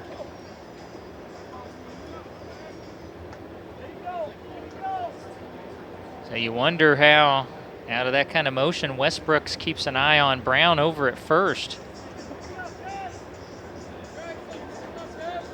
And see if he will give Fleischer the fastball here with the payoff pitch. He did, and Fleischer missed it, strike 3. Pipeliner shortstop, Daniel Arroyo. There's 2 down with Brown at first for Daniel Arroyo. Arroyo had a sac fly RBI in the first.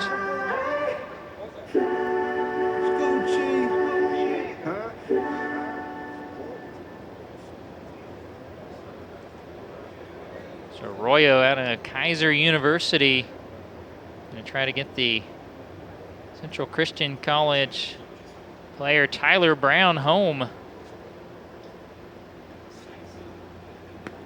Fastball is outside to Arroyo for ball 1.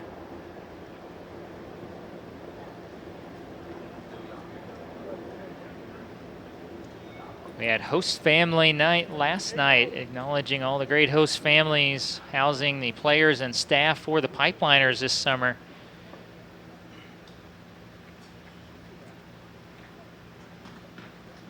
Arroyo then takes strike 1, 1 ball, 1 strike.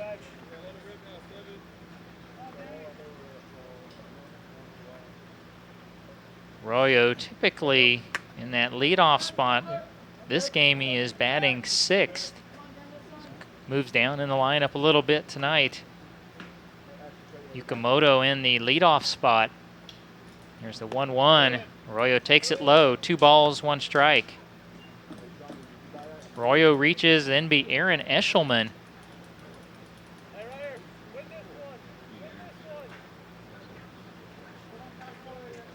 So again, much like Snyder, Westbrook's very deliberate style.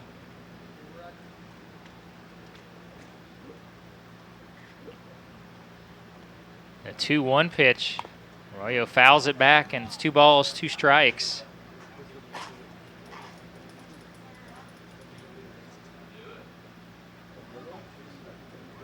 Again, Westbrook's This is his 7th appearance. 17 innings he has thrown. And just the 1 earned run.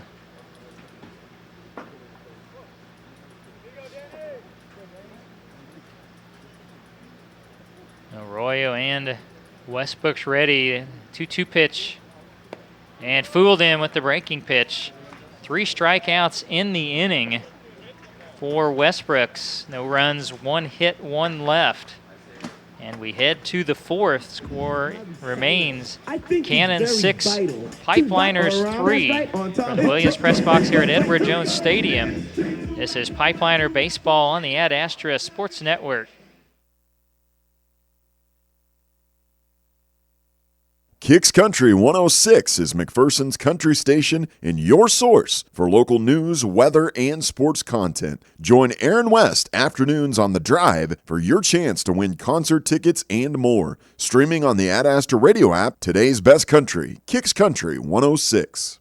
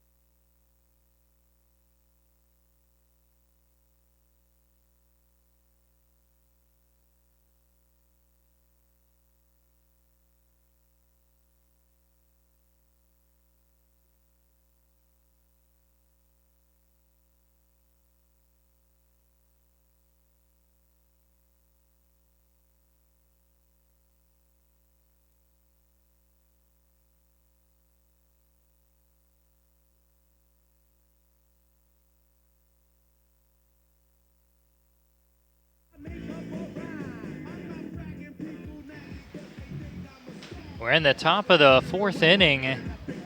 6-3, the Cannons leading the Pipeliners. Kyle Gora, Nate Crossman, Chase Hamilton due up for the Cannons. 4th inning of work for Trevor Lunkwitz. Gora has fouled out the 3rd and walked. And there's one right off the end of the bat back to Lunkwitz. He'll underarm a throw over to Brown. 1 pitch, 1 out. Left fielder, Nate Crossman. That'll bring up Nate Crossman, the left fielder. Crossman, an RBI walk and a run scored in the 1st, and he reached on a fielder's choice in the 2nd inning.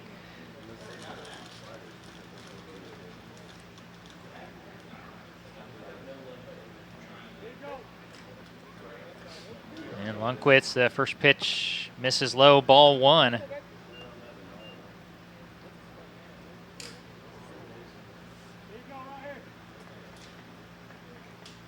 And Eshelman, with that wind blowing out, has been deep all game out in left. Fastball foul back and out of play. Count on Crossman, 1 ball, 1 strike. Well, as far as the Cannons, I'm going to check out, I believe they have just 1 more matchup after this game against the Cannons. Here's a high fly into right center field. Long run. Lozano makes the catch for out number 2. 2 up, 2 down for the second baseman, Chase Hamilton. Chase Hamilton. Hamilton had a 2-run single in the 1st, and he went down on strikes in the 2nd. And the only game remaining on the schedule against the Cannons will be coming up on next Tuesday. It'll be another home game for the Pipeliners as the breaking pitch in there to Hamilton, strike 1. And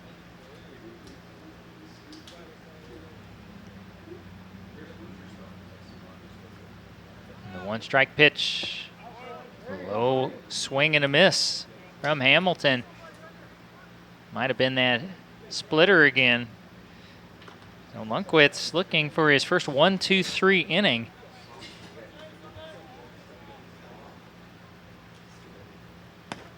And a good pitch. Oh, boy. Again, much like the questionable walk to Cohen's in the last inning, not sure where that one missed. And the count 1-2.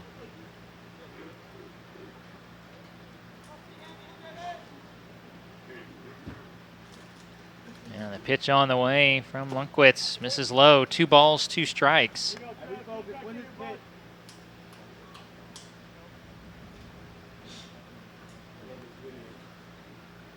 Cannon's got 5 in the first and 1 in the third. All 3 pipeliner runs coming in the first. And the fastball is high, and the count on Hamilton has gone full from 0-2.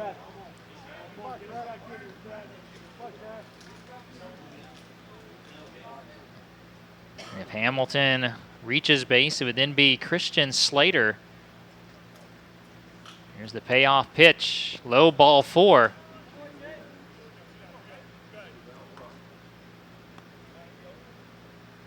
So a 2-out walk issued to Chase Hamilton, the 5th for Cannon's right Trevor fielder, Lundqvist. Christian Slater.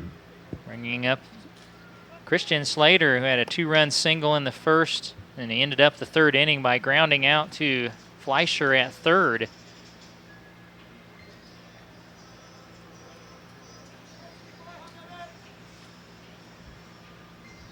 Cannons have been active on the base paths. Fastball high, ball 1. Check out Hamilton's numbers. Does have 4 steals, has not been caught stealing.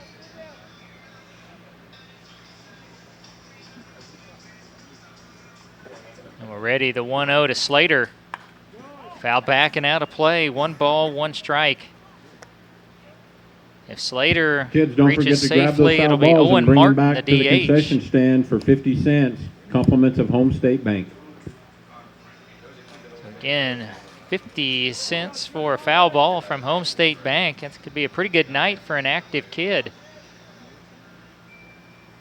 1-1 with the runner moving, popped up down the first base side. Brown, long run, makes the catch right at the fence. Nice play by Tyler Brown to end the inning. No runs, no hits, 1 left. So we head on to the bottom of the 4th inning. It's 6-3, the Cannons leading the McPherson Pipeliners. As a big thank you to our media sponsors tonight, Chris LeKay and Rod Lundqvist, the grandparents of starting pitcher tonight, Trevor Lundqvist, down in Keller, Texas. Big thank you to them. They'll have several more sponsored games. We've got about 9 or 10 more on the schedule we want to bring to you on the air, but we need media sponsors and your help to get all those on the air. We got a doubleheader on Sunday the 30th and a Saturday, July 13th. If you could do a doubleheader as a sponsor, those are just $175 for the doubleheader. If you would rather do a single game, it's $150 a single game, and each additional game you would choose to sponsor, that goes down every game you sponsor. So if you're a local business, you're an avid fan, and want to help out and get these games on the air, Leading you off for can the call me Pipeliners, or text me left anytime, fielder, 620-897-7060, or talk to anybody with the McPherson Pipeliners, and we'll set you up, and we'll try to get all the rest of these games on the air for you the rest of the season, as the Pipeliners will send up Aaron Eshelman, Grant Plunkett, and Jared Ueda.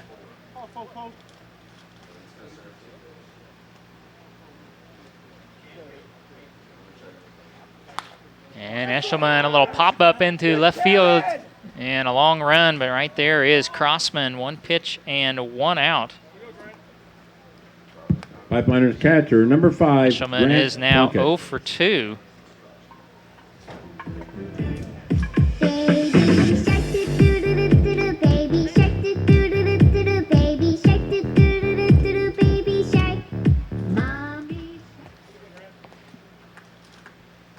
Grant Plunkett ended up the first inning by flying out to center field. Has since Westbrooks came in, the Pipeliners have managed just the one hit against him. As Plunkett takes low, ball 1.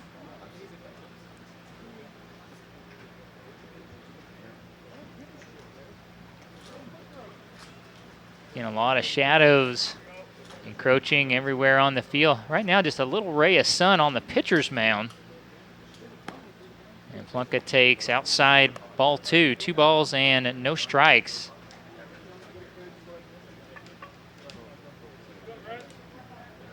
And following Grant Plunkett, Jared Ueda, anybody reaches. Lineup would be back to the top to Trey Yukamoto. And a good swing, fouled back by Plunkett. It's 2-1. And Snyder went just the first inning for the Cannons. Gave up 3 runs on 3 hits. And then it's been Westbrooks ever since. And the 2-1 to Plunkett. Popped up right side. This will sail out of play. And the count even at 2-2. And we will have the road game for you tomorrow. It'll be at the Kansas Curve in Goddard. It'll be a 7 o'clock start. We are planning on having that video streamed as well tomorrow night, as well right here on the Ad Astra Sports Network. It'll be our first opportunity to see the curve. And Plunkett fights off a low breaking pitch, and the count holds at 2-2.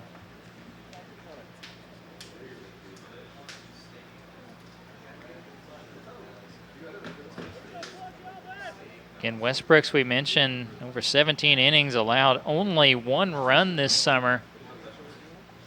You kind of wonder why he wasn't out there to start the game. That was a good curveball, and it freezes Plunkett for strike 3. That's already 4 strikeouts for Westbrooks.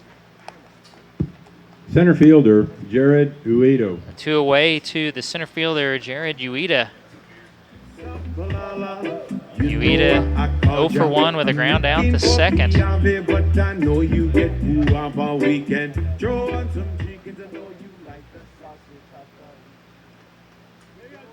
And Westbrooks looking for his second 1-2-3 inning in his 3rd inning pitched.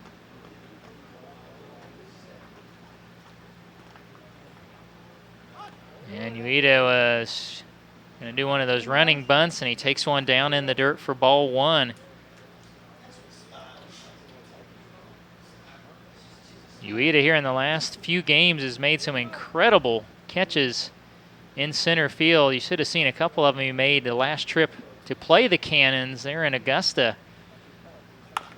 Ground ball goes just foul down first baseline. Count 1 ball, 1 strike.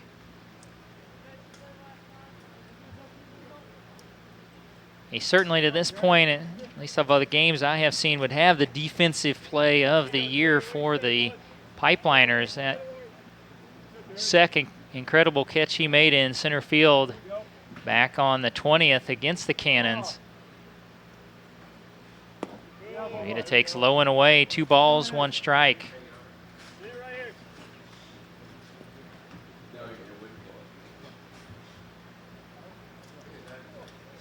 And 2 tough losses to the Cannons this year, 2-1 and 6-5 for the Pipeliners. Right now they trail at 6-3, bottom of the 4th. 2-1, slow roller towards short, and bobbled. Ueda's going to be safe on the second error of the game. Back to the top of the for Pipeliners the order. Cannons. And second baseman, Trey Yukamoto. And back to the top of the lineup to Trey Yukamoto. Yukamoto 1 for 2.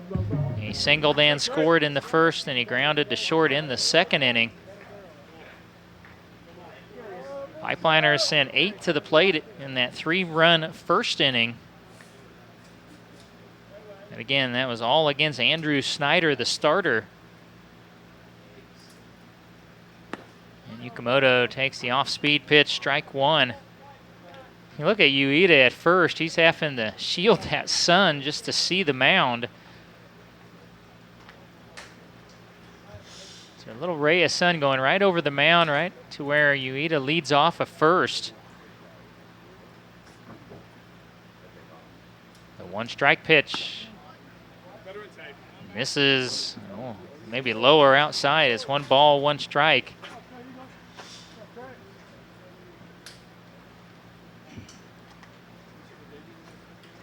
So Hawaii Pacific product at first and 1 at the plate. Along with Jake Selko, 3 Hawaii Pacific players. Ground ball up the middle, and then that one's bobbled by the second baseman, Opolka. So we're going to have back-to-back errors. Pipeliners right fielder, number 2 hitter, Ray Lozano. And that'll bring up Ray Lozano.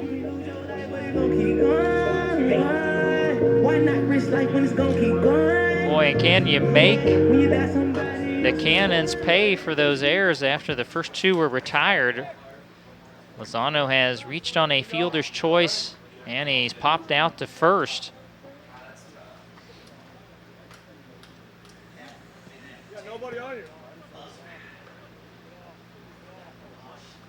Long look out at second. Westbrook's to the plate. A swing and a miss from Lozano.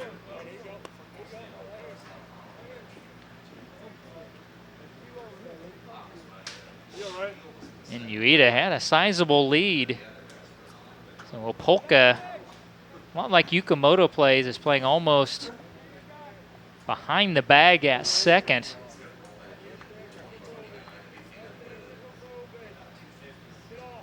The 1-strike to Lozano, right off the end of the bat and back to the pitcher, who underhands to first, and that will do it here in the 4th.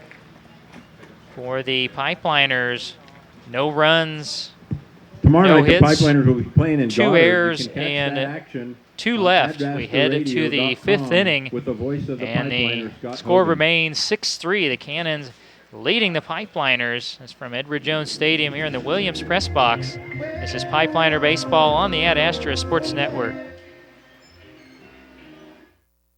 Ad Astra Radio is a proud supporter of the McPherson Pipeliners. Locally owned and proud to call Central Kansas home, Ad Astra Radio is your source for local news, weather, and sports content. Online at adastraradio.com and on the Ad Astra Radio app.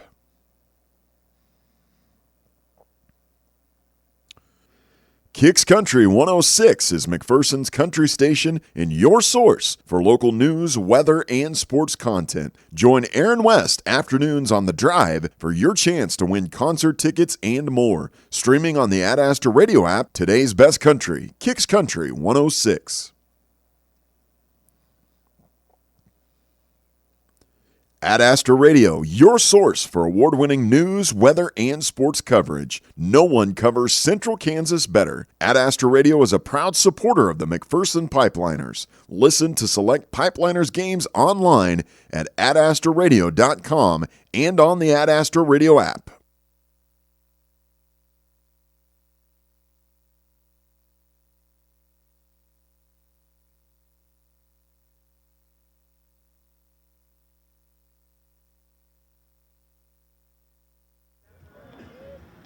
Leading off the top of the 5th for the Cannons, designated hitter Owen Martin. Top of the 5th inning, 6-3. Cannons leading the Pipeliners. Your 8, 9, and 1 hitters coming up for the Cannons. Owen Martin, Chris Opolka, and Isaiah Cohens. Trevor Lundquist begins his 5th inning of work. Fastball lined into right center field. It is going to fall in. Lozano there to cut it off. And he gets a nice throw in to hold Owen Martin to a leadoff single.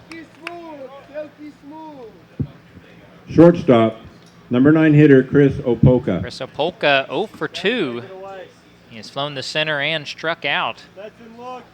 And Lundquist has allowed just 1 run since the first. That was just his 3rd hit allowed since the 1st inning. Pretty good lead out there for Martin. Opolka hits one high and deep to left. Eshelman back at the wall, reaches up and can't make the catch. And the throw comes in, and that's going to be, well, see if that's going to be ruled a double or an error. I thought Eshelman was going to make the catch. It's actually going to go down as a double.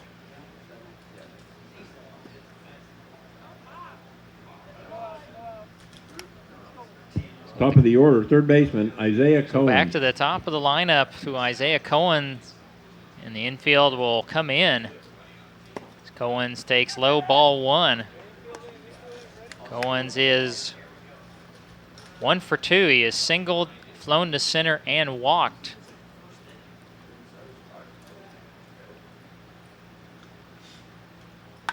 Line drive into center field. That'll score 2. Cohens took a big turn, and he'll head back to first with a 2-run single to make it 8-3.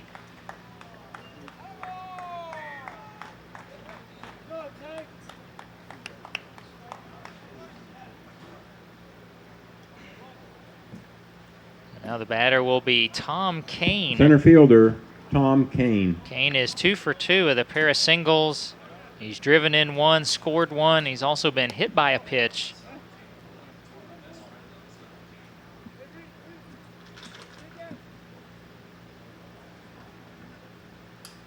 Again, Cohen's last time he took off on the first pitch from first. He holds this time. The bunt popped up right to Plunkett for out number 1.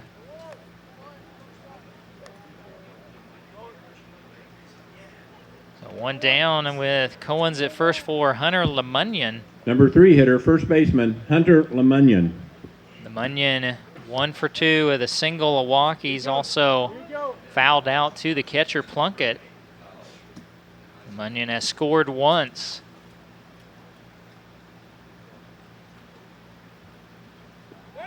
Throw to first. Keep an eye on Cohens. Good idea.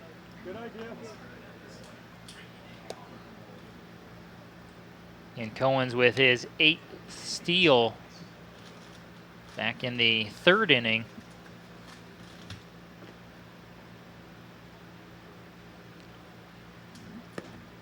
Fastball low and away to Lemunyon, ball 1. Following Lemunyon will be Kyle Gora.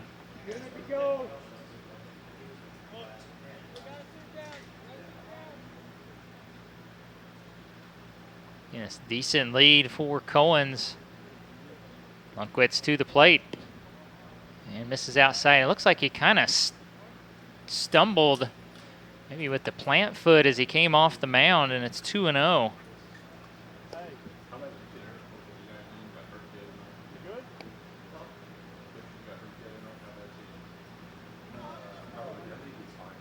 Now a 2-0 count on Lemunyon. Cohen's at first, 1 away here in the top of the 5th inning. It's 8-3 Cannons. There's a half swing for strike 1 on Lemunyon.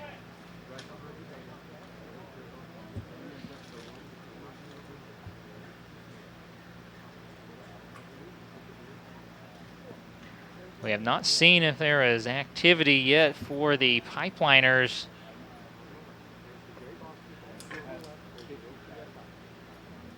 Good fastball, swing and a miss. It's 2 balls and 2 strikes.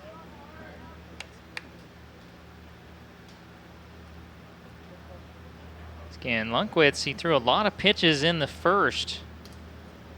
We figured it was probably around 30 in just the first inning.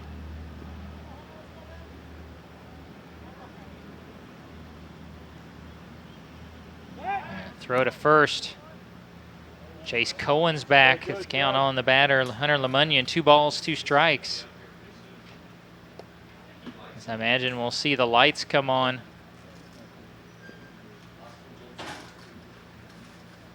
As I am told, Austin Jentz is warming up in the bullpen.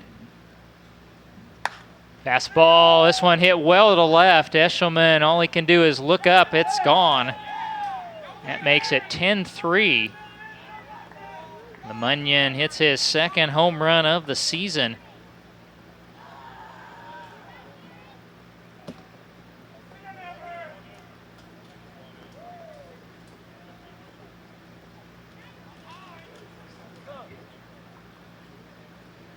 And that might have been the last batter tonight for Trevor Lunkwitz. Chris Dawson on his way to the mound.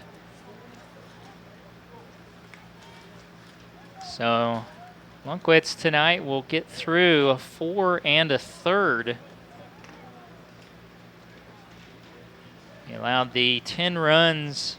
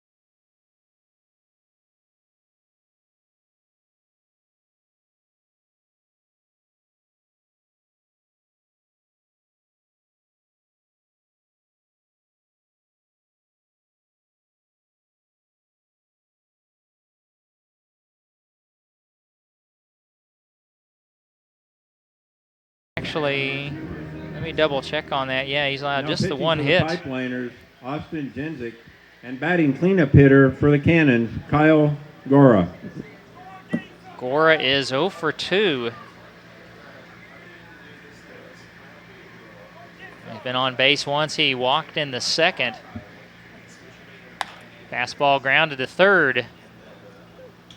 And over to first goes Fleischer. One pitch and one out. That's out number 2. And that brings to the plate the left fielder, Nate Crossman. Crossman is 1 for 3. Or excuse me, 0 for 2. He had an RBI walk and a run scored in the first. He's also reached on a fielder's choice and flown to right. The breaking pitch misses low, ball 1 to Crossman.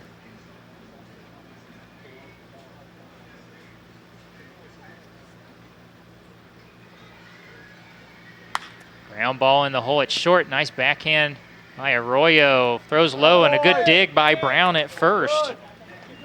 And that will retire the side in the inning for the Cannons. 4-run score on 4 hits, no errors, nobody left. So as we head on to the bottom of the 5th, it's now 10-3. The Cannons leading the Pipeliners here at Edward Jones Stadium. And we're coming to you live from the Williams press box. Again, in our post game tonight, we'll have our Hometown Outdoor Power Player of the Game. They are our game sponsor tonight. And a big thank you to Chris and Rod Lunkwitz. It's Chris LeKay and Rod Lunkwitz, grandparents of our starting pitcher tonight, Trevor Lunkwitz, down in Keller, Texas. They're going to be sponsoring tonight's game and several more games, so a huge thank you to them. As we do need continued media sponsorship to fill the rest of the games this season. We still got about 9-10 games coming up we need media sponsors for. If you could help out in any way, a doubleheader, which we have 2 of, one coming up this Sunday and one on the 13th of July. Those are just $175 for the doubleheader. $150 for single games. If you would sponsor multiple games, that goes down per game you sponsor. So if you can help us out, you can contact the McPherson Pipeliners or me directly, 620 897-706-60. You can text me at any time. As you can tell by the music, it's going to be Jake Selko to lead off in the bottom of the 5th. So Selko, Brown, and Fleischer. See if they can figure out Clay Westbrooks, who's been very good. He came in the 2nd inning. Selko has a 2-run single and a strikeout. And the breaking pitch misses outside, ball 1. Selko single with a 2-run single in the 1st, and he later came around to score. 1-0, again an off-speed pitch, a swing and a miss. It's 1 ball, 1 strike.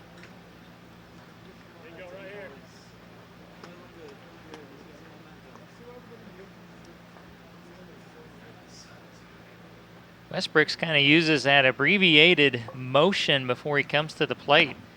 High fastball, a swing and a miss. It's 1-2. Almost like he eliminates that backward movement.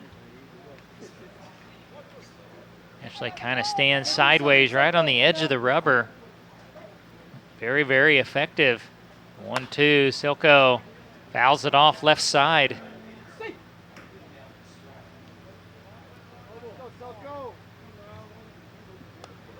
And Selko, Tyler Brown, Kevin Fleischer. Each team has committed 3 errors. The Pipeliners have been out hit 10-4. And it's 10-3 the score in the bottom of the 5th. And the count remains 1-2 on Jake Selko. The pitch on the way. And a line drive to center. Kane reaches up and it's over his head to the wall. Selko digging for second. And we'll be in there with the double. Boy, Kane just misjudged that. He didn't get off to a good start. First baseman Tyler Brown. He tried to reach up right at the last moment and couldn't snag it.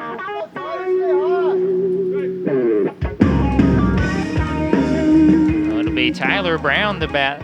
That Selko double was the second extra base hit, and the man at the plate has the other one. Brown is 2 for 2. He doubled in the 1st, singled in the 3rd.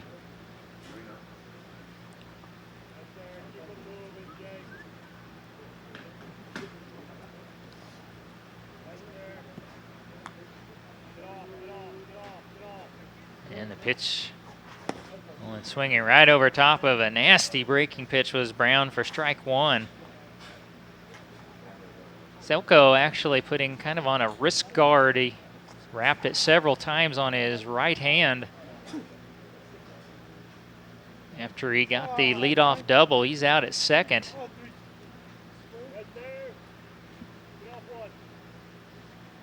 Selko kind of bluffs like he's going to third. And the pitch in the dirt.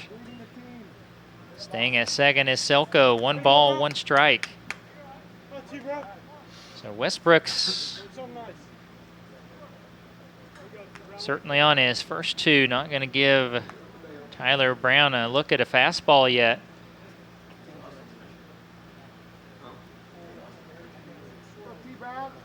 And once again, your second baseman, Opolka, is almost behind the bag. There's a monster hole on the right side.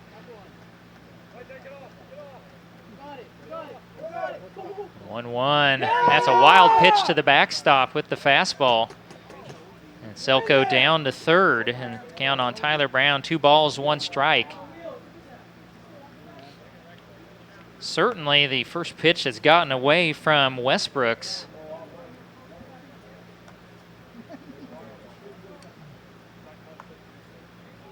So he'll try to regather himself. He's yet to get on the mound. Brown chomping at the bit. He's ready in the box.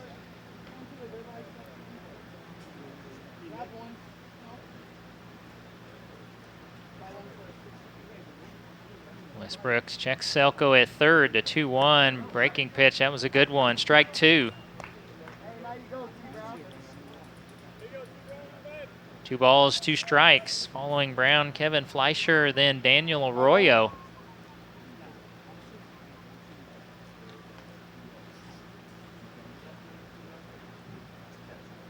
Lights are on here, turning into a pretty pleasant evening out there.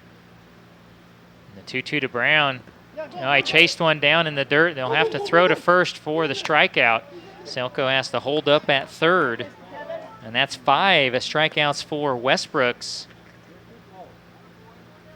He got Brown to chase one down in the dirt for strike 3. And that'll bring up Kevin Now batting Fleischer. third baseman Kevin Fleischer. Fleischer walked in the first, struck out in the Drip third. too hard, don't stand too close. You gon' go around and drown. Out this way, doing all these shows. I've been on the road, I don't care where I go. Long as I Westbrook's certainly backing up that gaudy .53 ERA thus far. He gives Fleischer a fastball, but misses outside, ball 1.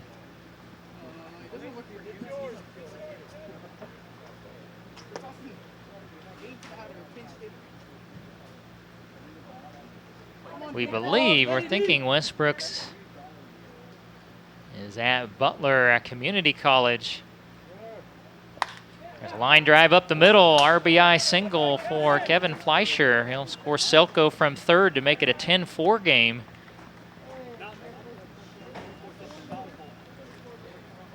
Shortstop Daniel Fleischer has driven Arroyo. in his 7th run of the season.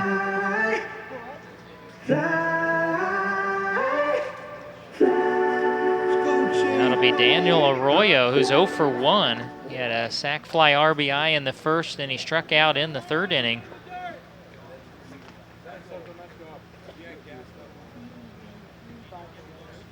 Well, you would have loved to have started the season with Fleischer. This is just his 5th game played, and he's already driven in 7. Arroyo takes above the belt, ball 1.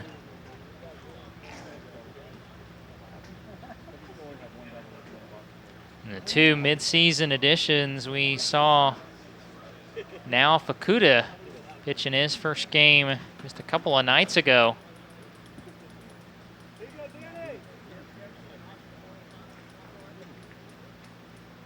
And Arroyo fouls back the 1-0. Wow. That's amazing. So the 2 hits in the inning, 3 allowed by Westbrooks. That's his first run surrendered. And there's 1 down in the bottom of the 5th.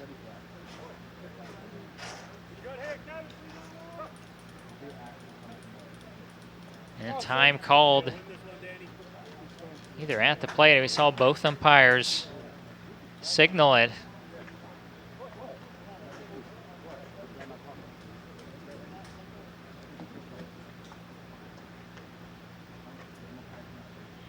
And Westbrooks finally ready once again. The 1-1 to Arroyo popped up into center field. And over in left center field, the left fielder Crossman's got it for out number 2. Bringing to the plate Aaron Eshelman, the left fielder. Eshelman has Left fielder fouled Aaron out to Eshelman. first and flown out to left.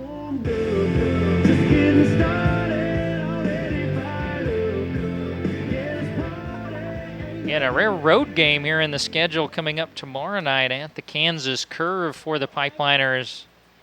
We'll have that for you on the Ad Astra Sports Network and also the video stream live on YouTube. It'll all get underway at 7 as Eshelman fouls one right off the end of the bat for strike 1.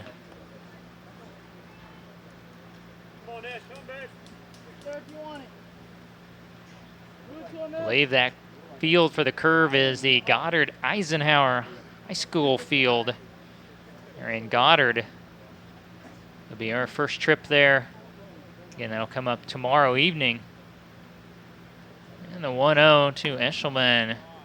Catches the outside corner, and it's 0-2. Eshelman reaches and then beat Grant Plunkett. Runner at first, 2 down, bottom of the 5th.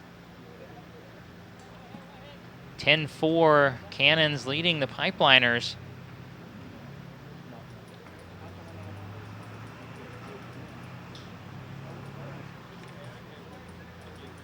Fleischer getting out to a little bit better lead. 2 strike is fouled off by Eshelman. That run just the second of the season for Westbrooks.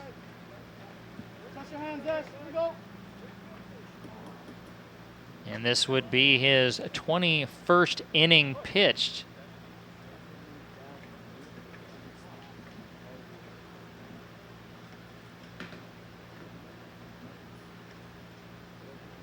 Pitch on the way. Oh, it really fooled Eshelman with the breaking pitch. Swing and a miss. That's 6 strikeouts for Westbrooks. 1 run scores in the inning on a pair of hits, and there's 1 left. So we head on to the 6th. It's now Cannons 10 and the Pipeliners 4 here at Edward Jones Stadium in the Williams Press Box.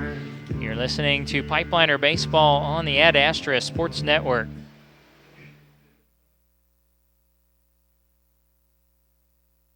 Ad Astra Radio is a proud supporter of the McPherson Pipeliners. Locally owned and proud to call Central Kansas home, Ad Astra Radio is your source for local news, weather, and sports content. Online at adastraradio.com and on the Ad Astra Radio app.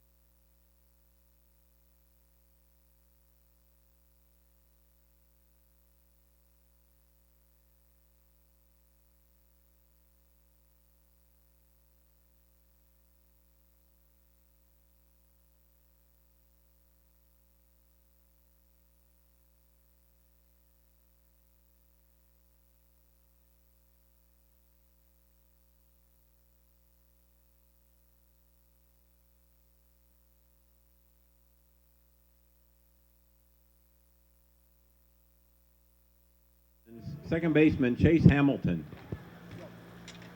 Chase Hamilton, the lead off the top of the 6th.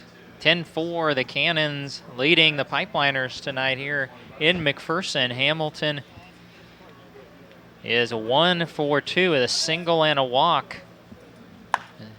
Now he's got a second single right in the left field off of Austin Jentz on the first pitch.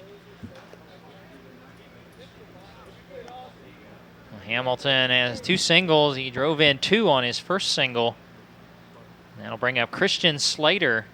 Now batting right fielder Christian Slater. Slater also a 2-run single. He's 1 for 3. That 2-run single came back in the first. The Cannons jumped on top of the Pipeliners 5-0. McPherson got 3 back in the first as Jentz misses low, ball 1. But since then, 1 run in the third and 4 more in the 5th for the Cannons. And the Pipeliners got a single run here in the 5th, make it 10-4.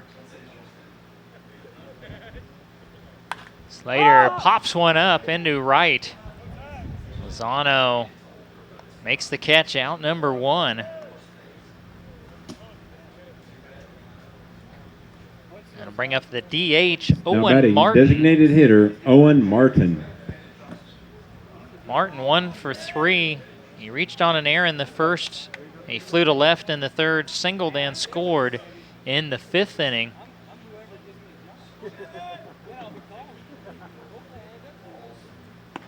Fastball outside, ball 1 to Martin. Trevor Lundquist wins the first 4 1/3. Austin Jentz came in relief in the 5th inning. And that fastball misses. 2 balls, no strikes.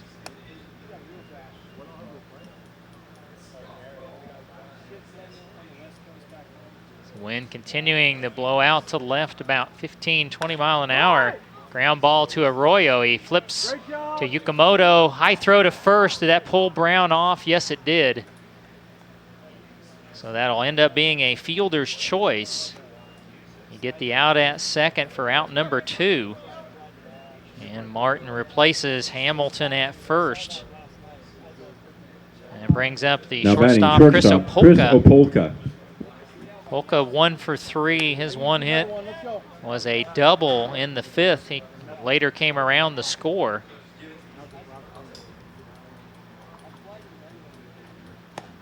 The fastball is low for ball 1.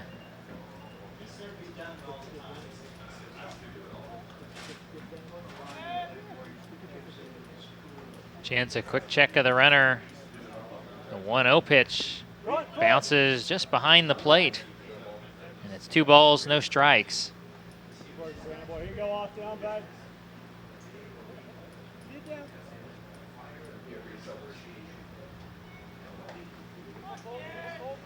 Chance ready, and the 2-0 pitch. Up and in, ball 3. 3 balls, no strikes.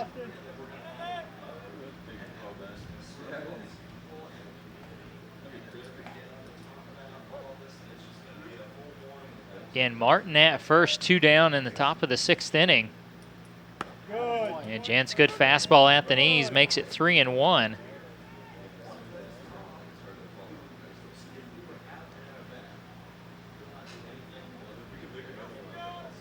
Jant's to the plate. Inside, ball 4. That'll be the first walk issued by Austin Back to the Jantz. top of the order, leadoff hitter, third baseman Isaiah Cohens. And there's runners at first and second for Isaiah Cohens, who has been retired just once in 4 at-bats. He's got a pair of singles, a walk, and he's flown to center. He drove in 2 with his single in the 5th, and he scored twice. Good fastball, outer part of the plate, strike 1. But that line right there I just gave you, everything you could want out of your leadoff man. 1 strike pitch. Cohens checks his swing and takes low. 1 ball and 1 strike.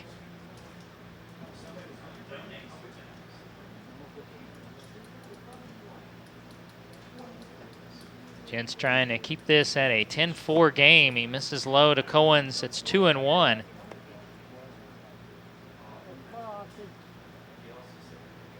Pipeliners will have Plunkett, Ueda, and Yukimoto coming up in the bottom half of the 6th inning. 2-1, a slow roller. It's going to go foul down the third baseline. The count on Isaiah Cohens, 2 balls, 2 strikes.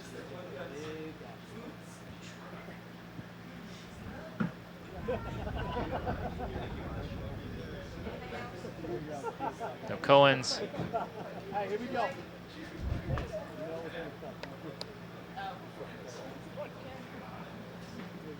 and Jantz a check of the runner at second. The 2-2 way high. 3 balls, 2 strikes, and that will enable the runners to be taking off with the pitch with 2 down. Cohens reaches and then be Tom Kane. Here's the payoff pitch. And a little blooper is going to fall into center field. And Ueda comes up throwing to third. And safely in there is Chris Opolka. Scoring on the play was Owen Martin to make it a 11-4 game. Cohens now has batting, driven center in 3. fielder Tom Kane. Now your batter is Tom Kane.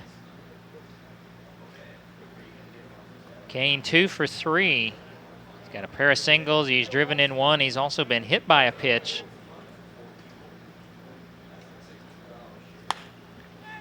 And he hits one. A blooper into left is going to fall in front of Eshelman. And makes it a 12-4 game, scoring Opolka from third. Stopping at second was Cohens, so give Kane his second run driven in. And that'll bring up Hunter Lemunyon. Lemunyon has singled, walked, and hit a First baseman, two-run number homer 3 hitter, as he takes- Hunter Lemunyon. I believe he took strike one.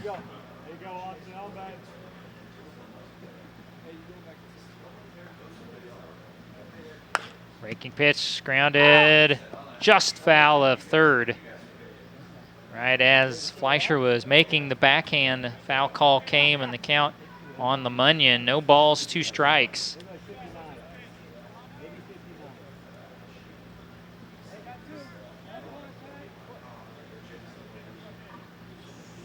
Gents to the plate with the 2-strike pitch.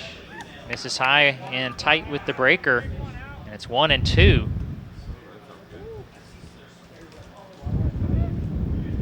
And it's a pretty good gust of wind. Kicks up as Gents misses low. 2 balls, 2 strikes.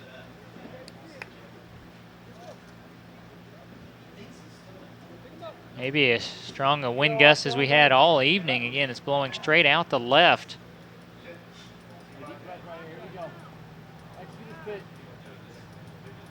Two runs in this inning thus far for the Cannons.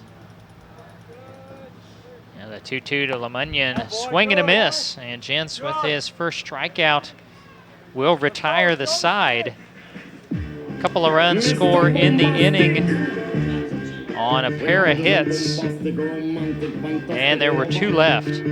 So we head to the bottom of the 6th inning. It's now Cannons 12 and the McPherson Pipeliners 4. It's here at Edward Jones Stadium and the Williams Press Box. You're listening to Pipeliner Baseball on the Ad Astra Sports Network. Kicks Country 106 is McPherson's country station and your source for local news, weather, and sports content. Join Aaron West afternoons on The Drive for your chance to win concert tickets and more. Streaming on the Ad Astra radio app, today's best country, Kicks Country 106.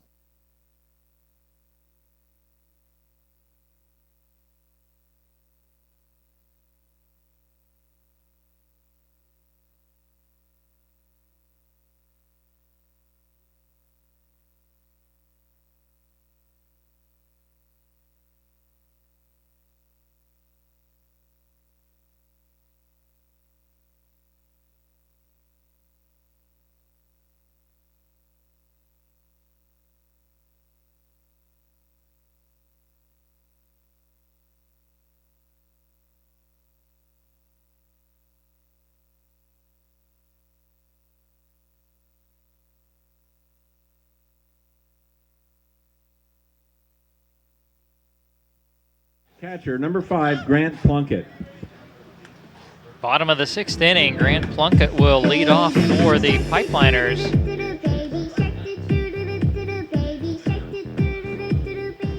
As continuing, Clay Westbrook's on the mound for the Kansas Cannons, has allowed just the 1 run. Plunkett so far has flown the center and struck out. He's 0 for 2. And he takes low, ball 1. It's going to be Plunkett, Ueda, and Yukamoto. Pipeliners trail at 12-4, bottom of the 6th.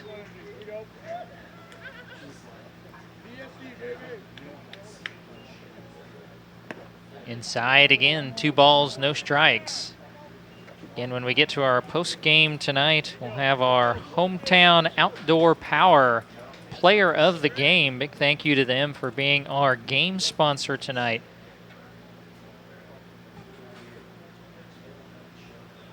Fastball, this is well hit to left center field. Back to the wall and out of here. Solo shot for Grant Plunkett. I believe, let me double check, I think that's his 3rd of the year, actually his 2nd, to make it 12-5.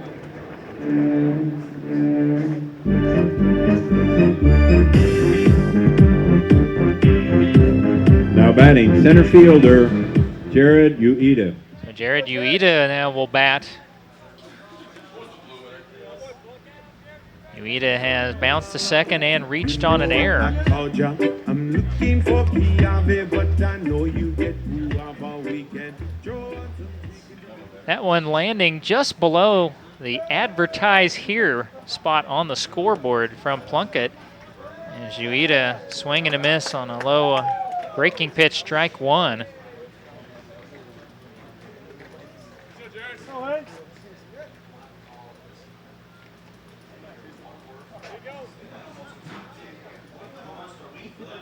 And Westbrook's ready, the one strike pitch. Stays outside, 1 ball and 1 strike. And Westbrooks has surrendered 2 runs this evening. He surrendered 1 in 17 innings coming in.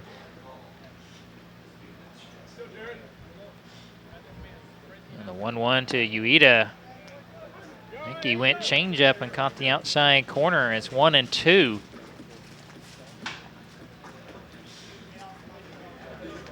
Following Ueda will be Yukamoto and Lozano. And the 1-2 pitch. And Ueda gets into one deep right center field and gone back to back. Plunkett and Ueda. And it's 12-6. Jared Ueda leaves the yard for the first time this season. You know I called ya. I'm looking for Piave, but I know you get guava. We can throw on some chickens. I know you like that. A pair of solo Top shots. the order, Pipeliners leadoff hitter, Trey And Yakamoto. back to Trey Yukamoto, who's 1 for 3. He's been on base twice. He singled and scored in the first. He reached on an error in the fourth. And he's also bounced out to short. His single came batting right-handed against the starter, Snyder.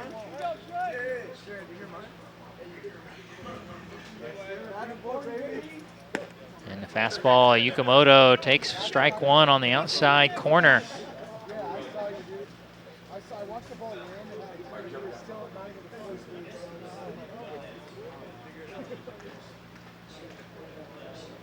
Westbrook's ready, the 1 strike pitch. And Yukamoto out in front of it, pulls it foul. And the count 0-2.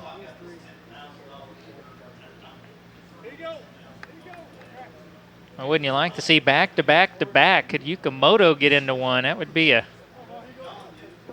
that'd be something. Trey Moore, your base hitter. And fastball is outside to Yukamoto. 1 ball, 2 strikes.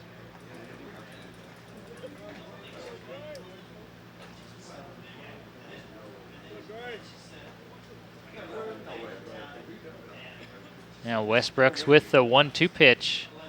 And this one hit high in the air to left, but I think got under it a little bit too much. Just shy of the warning track. Crossman will make the catch for out number 1. Right fielder, Ray Lozano. That'll bring up Ray Lozano, the right fielder. Ray's looking for his first hit of the game. He reached on a fielder's choice and scored in the first. And he fouled out to first in the second inning, and then he bounced back to the pitcher in the fourth.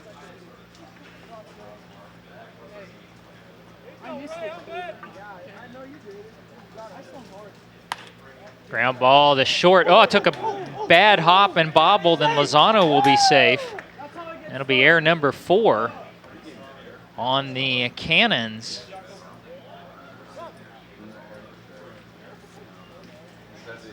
I will tell you, in Hamilton's defense, that took a nasty hop.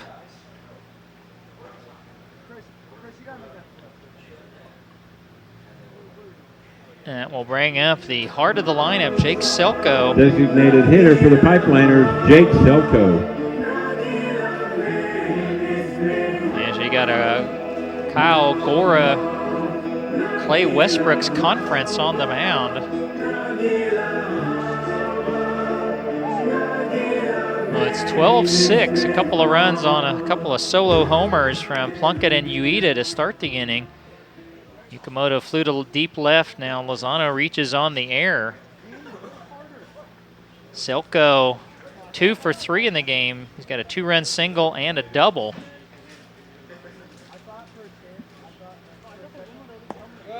And that one dropped off and misses low outside for ball 1.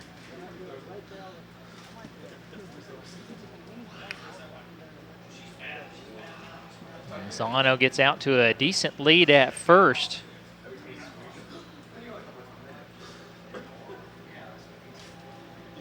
1-0 to Selko. Upstairs, ball 2. 2 balls and no strikes. If you can refresh my memory, I think the Phillies this year went back to back to back to back. Got 4 homers in a row earlier in the season in the major leagues.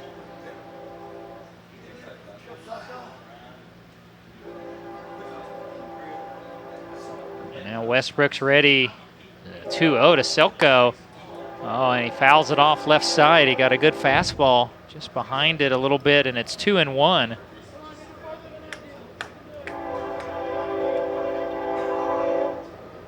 As we hear we got a train through here about the same time every evening, somewhere between 8:30 and 9:15.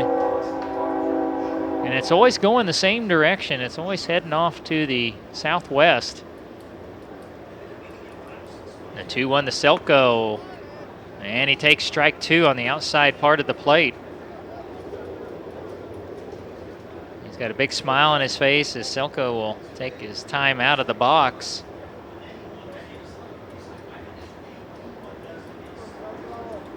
Selko did strike out once tonight. That was in the 3rd inning between his 2-run single and double.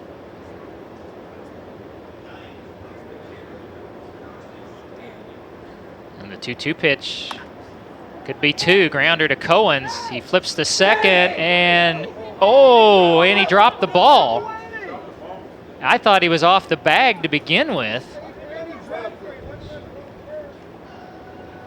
And the umpire says out on a couple of different times, so that'll be a fielder's choice. And there are 2 outs with Selko at first for Tyler Brown. First baseman Tyler Brown. We'll see how Westbrooks will approach Brown. Brown has doubled and singled and also struck out. He is 2 for 3. And fouls off a breaking pitch, strike 1.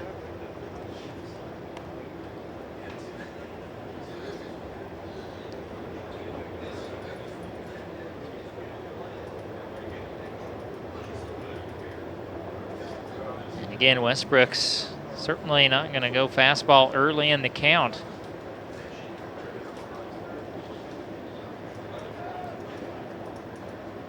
And Selko jumped out to a big lead, now scampers back. And Brown fouls one back and his elbow guard came flying off.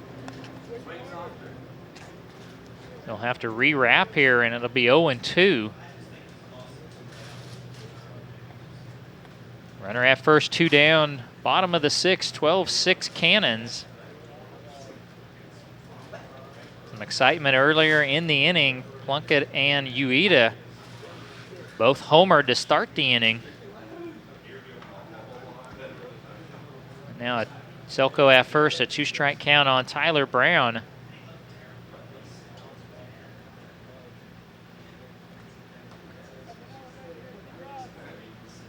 Westbrooks gave him a fastball, but it's outside. 1 ball, 2 strikes.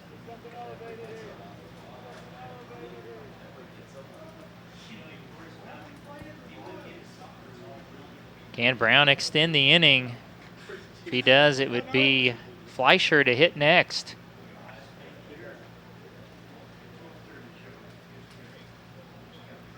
The 1-2 to Brown.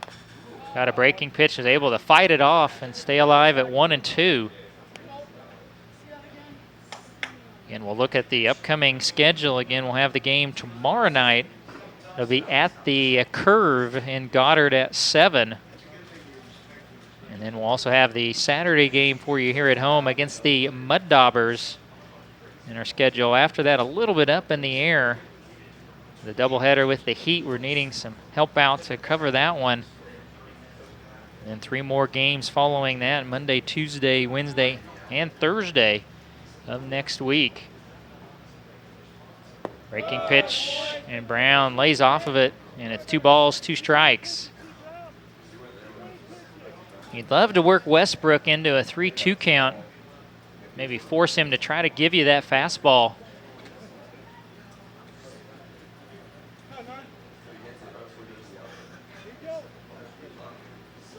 Westbrooks, a quick check of Selko at first. The 2-2 to Brown. He gave it to him, and a rifle shot into left field will fall in for a single. Tyler Brown is 3 for 4. And you'll give Fleischer a chance here in the inning. Third baseman, Kevin Fleischer. Fleischer is 1 for 2. He walked in the first, struck out in the third, and an RBI single in the fifth.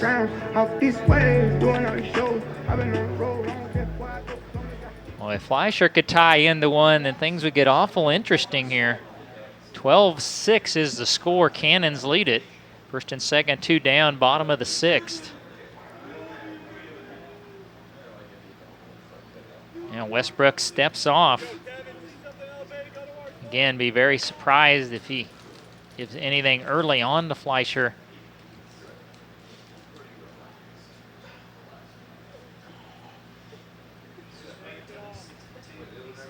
And Westbrook's ready.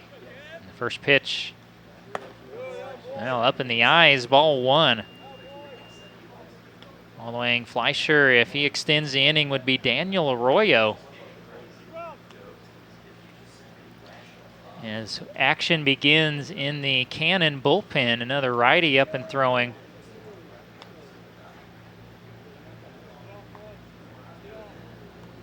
There's the 1-0 to Fleischer. Inside, ball 2. 2 balls, no strikes. And the wind continuing to gust. Again, we mentioned earlier in the inning, and maybe the strongest gust of the evening.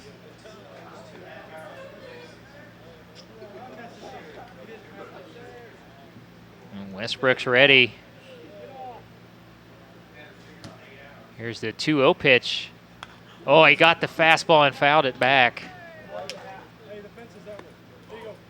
2 balls, 1 strike. Fleischer almost spun himself out of the batter's box.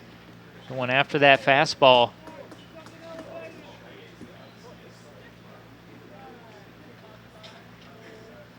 Westbrook staring down Gora.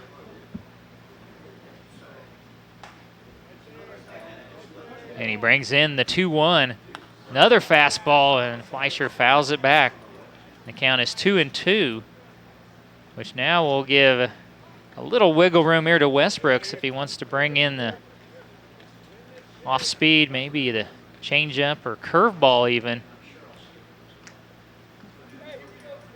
First and second, 2 down, bottom of the 6th inning. 12-6 Cannons.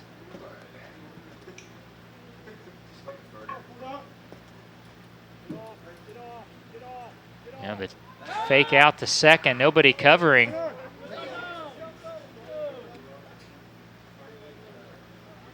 Selko out at second, and Tyler Brown at first. Selko reached on the fielder's choice. Brown singled.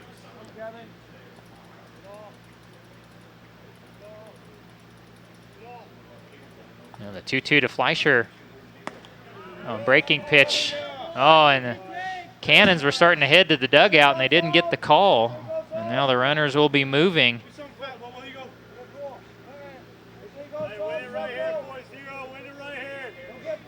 And if Fleischer reaches, Daniel Arroyo will get a chance.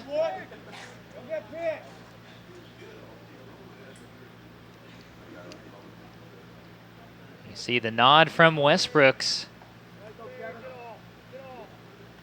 And the payoff. And a little blooper right out to second. And the catch made. As there's been a defensive change, that's actually Cohen's at second. As in the inning, 2-run score on the homers from Plunkett and Ueda. There was 3 hits in the inning, 1 error, and 2 left. So as we head on to the 7th, the score is now the Cannons 12 and the Pipeliners 6. So as we keep it here between innings, again, big thank you out to our media sponsors down in Keller, Texas, Chris LeKay and Rod Lunkwitz. grandparents of our starting pitcher tonight, Trevor Lunkwitz. They are sponsoring tonight, and actually several more games coming up throughout the rest of our season. Again, if you can help us out as a media sponsor as early as this Sunday, we're not sure on our broadcast for the doubleheader against the Heat here at home on Sunday. And we have a doubleheader on July 13th at home against the Valley Center Muddaubers. Those are just $175 to sponsor the doubleheader. Get all the media coverage that you want during those broadcasts. If you want to do a single game, it's $150, or each additional game you would go past there, the price goes down. So if you could help us out, we want to cover the rest of the season here on the Ad Astra Sports Network and the YouTube stream. You could help us out and be a media sponsor. Give me a call or shoot me a text anytime, 620-897-7060, and we'll get you fixed up, and we'll get the rest of the Pipeliner season online for you. So Austin Gents will begin the seventh. The seventh inning for the Cannons. It'll be Catcher, Kyle Gora, Gara, Nate Crossman, and Chase Hamilton. And the first pitch on the way stays high to Gora, ball one. Gora is 0 for 3 with a walk. And way high, 2 balls, no strikes. Gents thus far has allowed a couple of runs. He struck out 1 and he's walked 1. And he's in danger of a walk here as he misses low. It's 3-0 on Gora.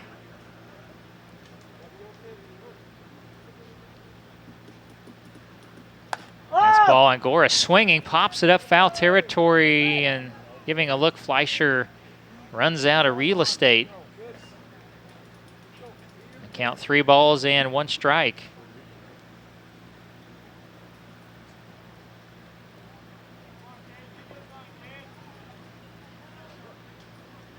And Gents is a 3-1.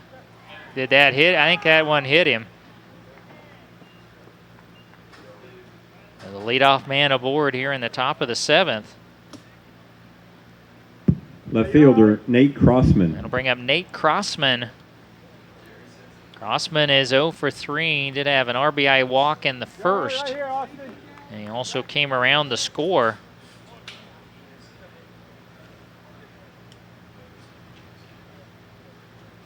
First pitch up and away from Crossman, ball 1.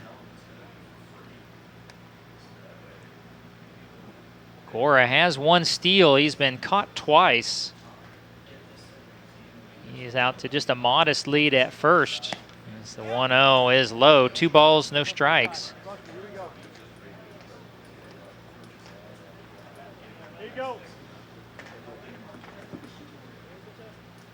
The Cannons trying to improve to 12-10 on the season. Fastball is outside. 3-0 the count on Crossman. So the Trinidad State product, Gents, has fallen behind the first 2 batters in the inning, 3-0. And was that a dead ball? No, I guess it missed him. It's ball 4, up and in. That'll put runners at first and second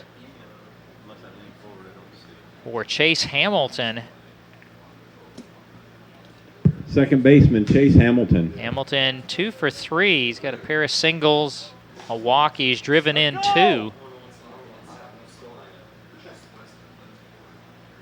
Fastball low from Gents, ball 1. And that'll send Plunkett out to the mound.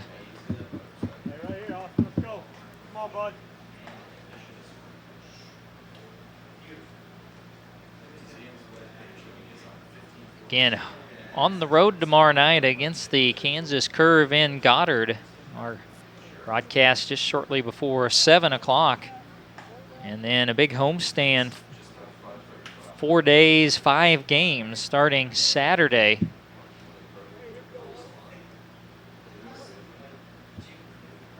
Actually, I think we have a pinch hitter here. We got a new number in there.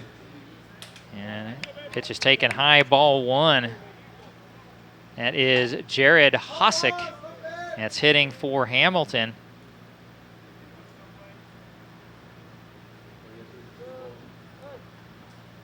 He takes low, ball two. 2 balls, no strikes.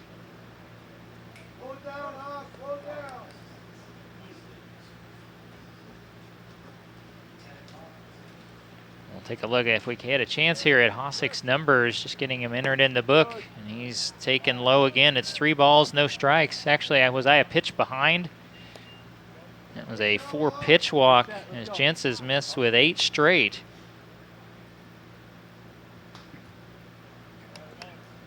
And that's going to load the bases up. Right fielder Christian For Slater. Christian Slater. Gents will go back to utilizing the windup. And fires in strike one. Slater 1 for 4, 2-run single in the first, his lone hit. He fouls back the 0-1. No balls, 2 strikes. As due up next is the DH, Owen Martin. Will be followed by Chris Opolka. The 12-6 Cannon advantage, top of the 7th. Line shot into right center field is going to be a base hit and get into the gap. 1 run is in. Here's the 2nd run. That'll make it 14-6 on the 2-run double for Christian Slater. Now he is now driven in 4. And scored both Gora and Crossman. Designated hitter for the Cannons, Owen Martin. So 2nd and 3rd, and nobody down for the DH, Owen Martin. Martin has been on base 3 times as 1 hit. He's got a single, he's reached on an error, and a fielder's choice. As Gents bounces one out in front of the plate for ball 1. Martin has scored 2 runs.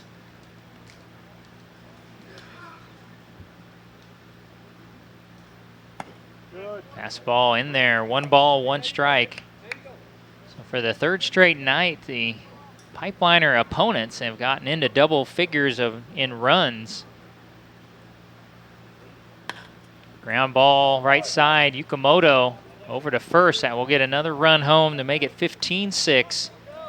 So Martin has his first RBI on the ground out. And that moves Shortstop, Slater to 3rd. Chris Opolka. There's 1 down for Opolka. Opolka is 1 for 3 with a double and a walk. He has scored twice.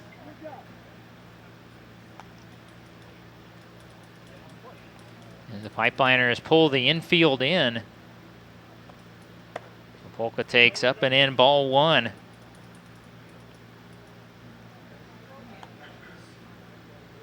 So this game very unlike the first 2 matchups between these 2 teams, which are tight and much lower scoring. There's a line shot right at Ueda in center. He catches it on the run. He's going to come home. And the pitch, or the throw cut off. Sac fly, RBI to make it 16-6.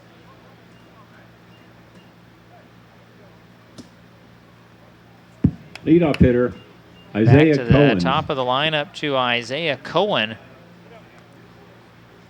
Cohen has 3 hits. They're all singles. He's driven in 3. He's also reached on an error and walked. And flew to center and walked. As he takes ball 1 from Austin Gents. High ball 2. 2 balls, no strikes.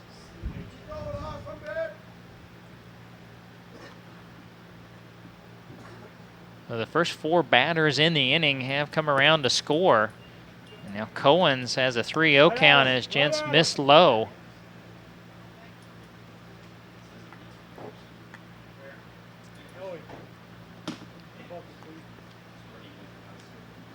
The 3-0, Cohen's taking all the way, takes inside ball 4. So That's the 5th walk for Gents, 3 in the inning. I'll bring Center up Tom fielder Kane. Tom Kane. Kane has 3 hits. He's driven in 2. All his hits are singles. He's also been hit by a pitch and popped out to the catcher. 3 for 4 for Kane. Gents misses high, ball 1.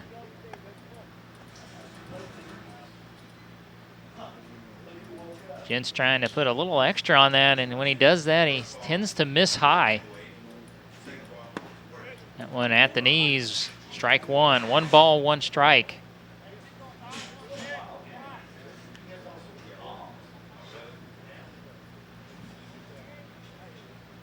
The 1-1-2 at Kane, taken low, 2 balls, 1 strike. So far, 4 runs have scored in the inning. And that has come on just 1 hit. And bouncing ball in, Cohens will hold that first. Count on Kane is 3-1.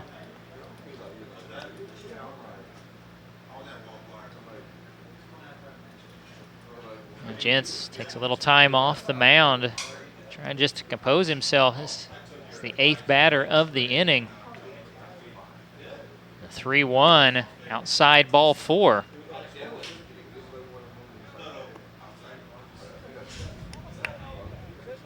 First baseman Hunter Lemunion. And long walk for Coach Dawson out to the mound. Probably going to be the last batter for Austin Gents this evening.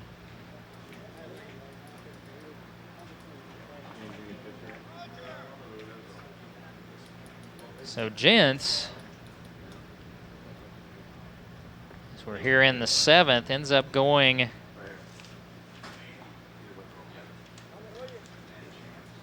two and a third. He walked 6, struck out 1.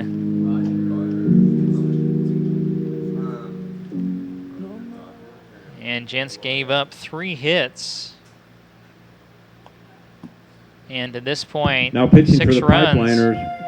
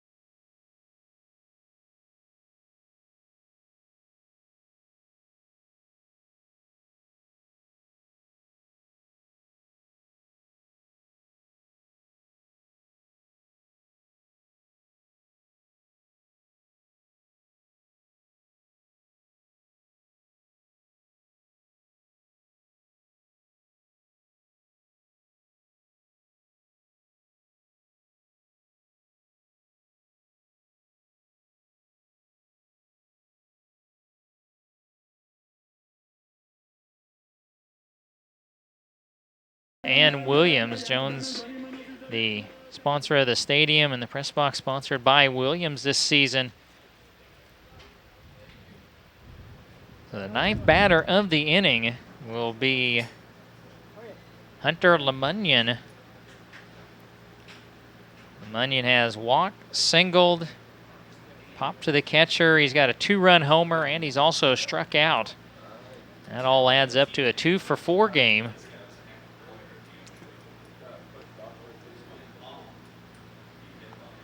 And Valoria ready. His first pitch right in the 9 on the back of the jersey.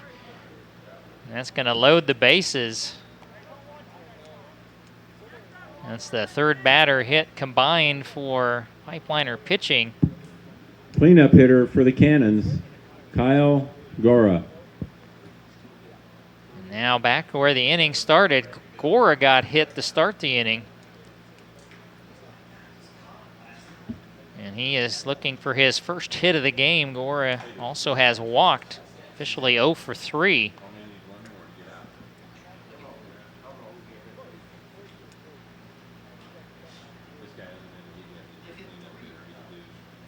Gloria's first pitch on the outside corner for strike 1.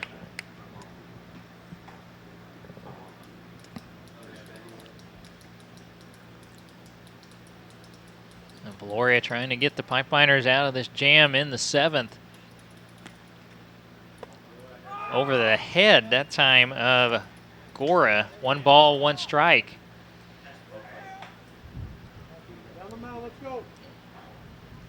There's still a righty warming for the Kansas Cannons. So I don't know if we'll see Westbrooks here in the bottom half of the inning or not. Outside, 2 balls and 1 strike to Kyle Gora. He reaches safely, and then be Nate Crossman.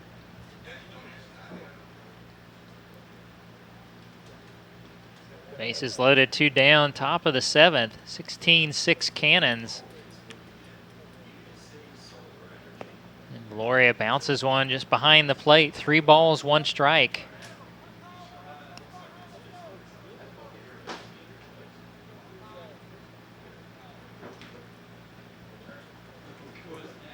And Gloria again, he's kind of shrugging his shoulders, and he'll step off momentarily. Cohen's down at 3rd, Kane at 2nd, LeMunion's at 1st. The 3-1 popped up into right. Lozano there for out number 3 in the inning. So in the inning, 4 runs score. I believe there was just the 1 hit. Yes, there was. There were no errors in the inning, and there were 3 left. So the 7th inning stretch here at Edward Jones Stadium, and we're live from the Williams press box. And the Pipeliners trailing the Kansas Cannons here on the Ad Astra Sports Network 16-6, and we'll return after this.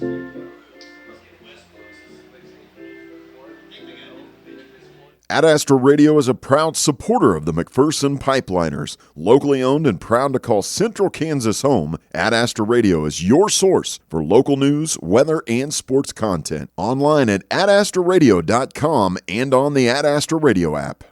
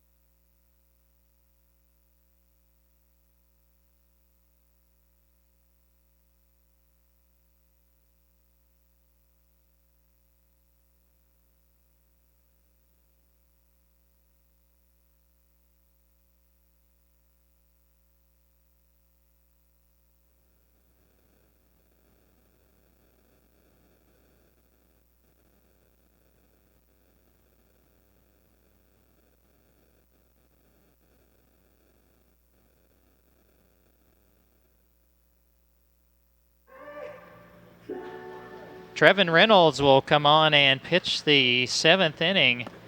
And And Daniel Arroyo Trevin reads Reynolds off now pitching for the and Cannons. takes high, ball 1. Batting Daniel Arroyo for the Pipeliners.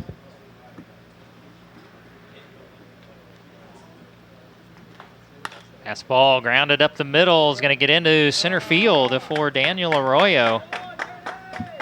Along with his sac fly, that's his first hit. He's 1 for 3.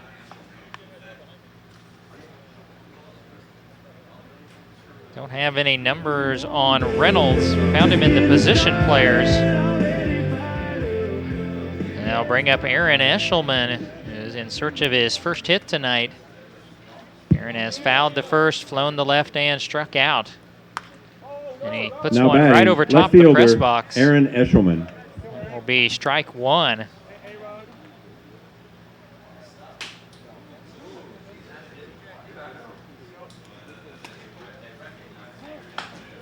Well, leadoff single for Arroyo. He's at first.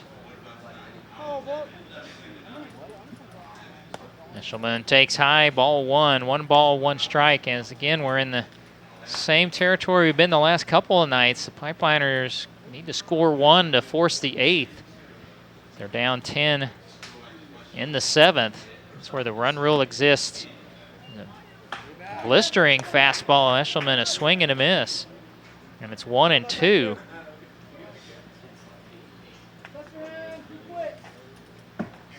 Following Eshelman will be Grant Plunkett and Jared Ueda.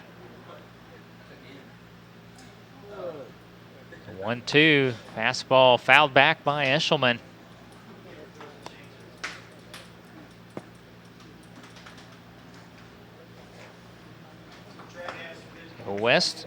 Westbrooks went 5, gave up 3 runs on 6 hits. He struck out 6. He was the second pitcher. Snyder went just an inning tonight for the Cannons. Breaking pitch fouled off by Eshelman. Snyder went the first inning, gave up 3 runs on 3 hits. Pipeliners have also used 3 pitchers. Swing and a miss. Another good fastball. And Reynolds has his first strikeout and first out of the bottom of the Pipeliners 7th. catcher Grant Plunkett.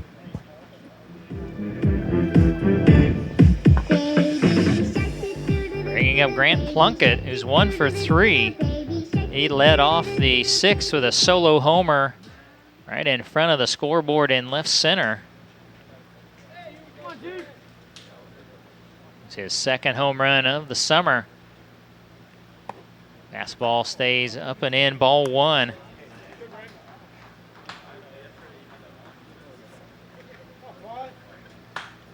Again, the Pipeliners need a run in the inning. Up and in again, 2 balls, no strikes.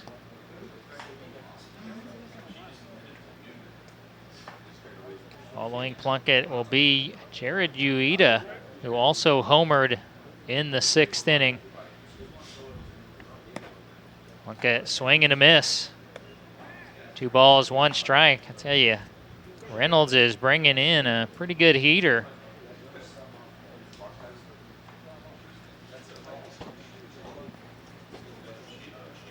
Now the 2-1 pitch. Another fastball misses high. 3 balls, 1 strike.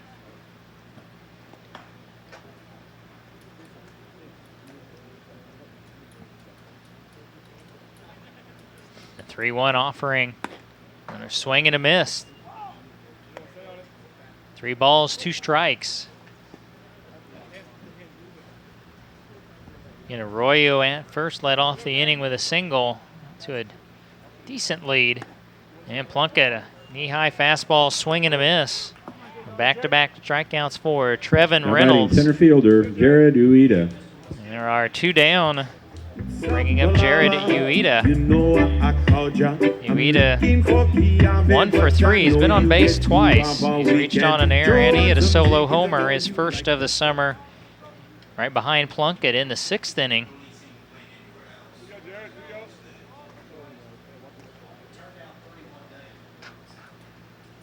And the first pitch just below the knees, ball 1.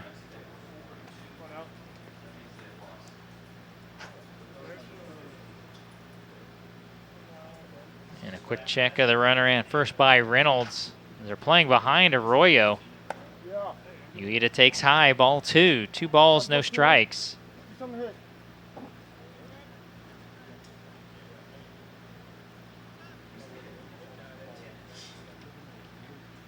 Liners in danger of dropping their 4th straight. Ground ball to the shortstop. They'll take the out at second. And that will do it for this evening. As the fielder's choice ends the inning here. And for the 3rd straight night, the game will end in 7. Their final score tonight is the Kansas Cannons 16 and the McPherson Pipeliners 6. There was no runs, 1 hit, and 1 left here in the 7th. So we'll go ahead and step away for our end of the game break, and I'll add up your numbers. But stay tuned, we'll update the schedule, and we will take a look at our Hometown Outdoor Power Player of the Game, all that and more, as you're listening to Pipeliner Baseball on the Ad Astra Sports Network.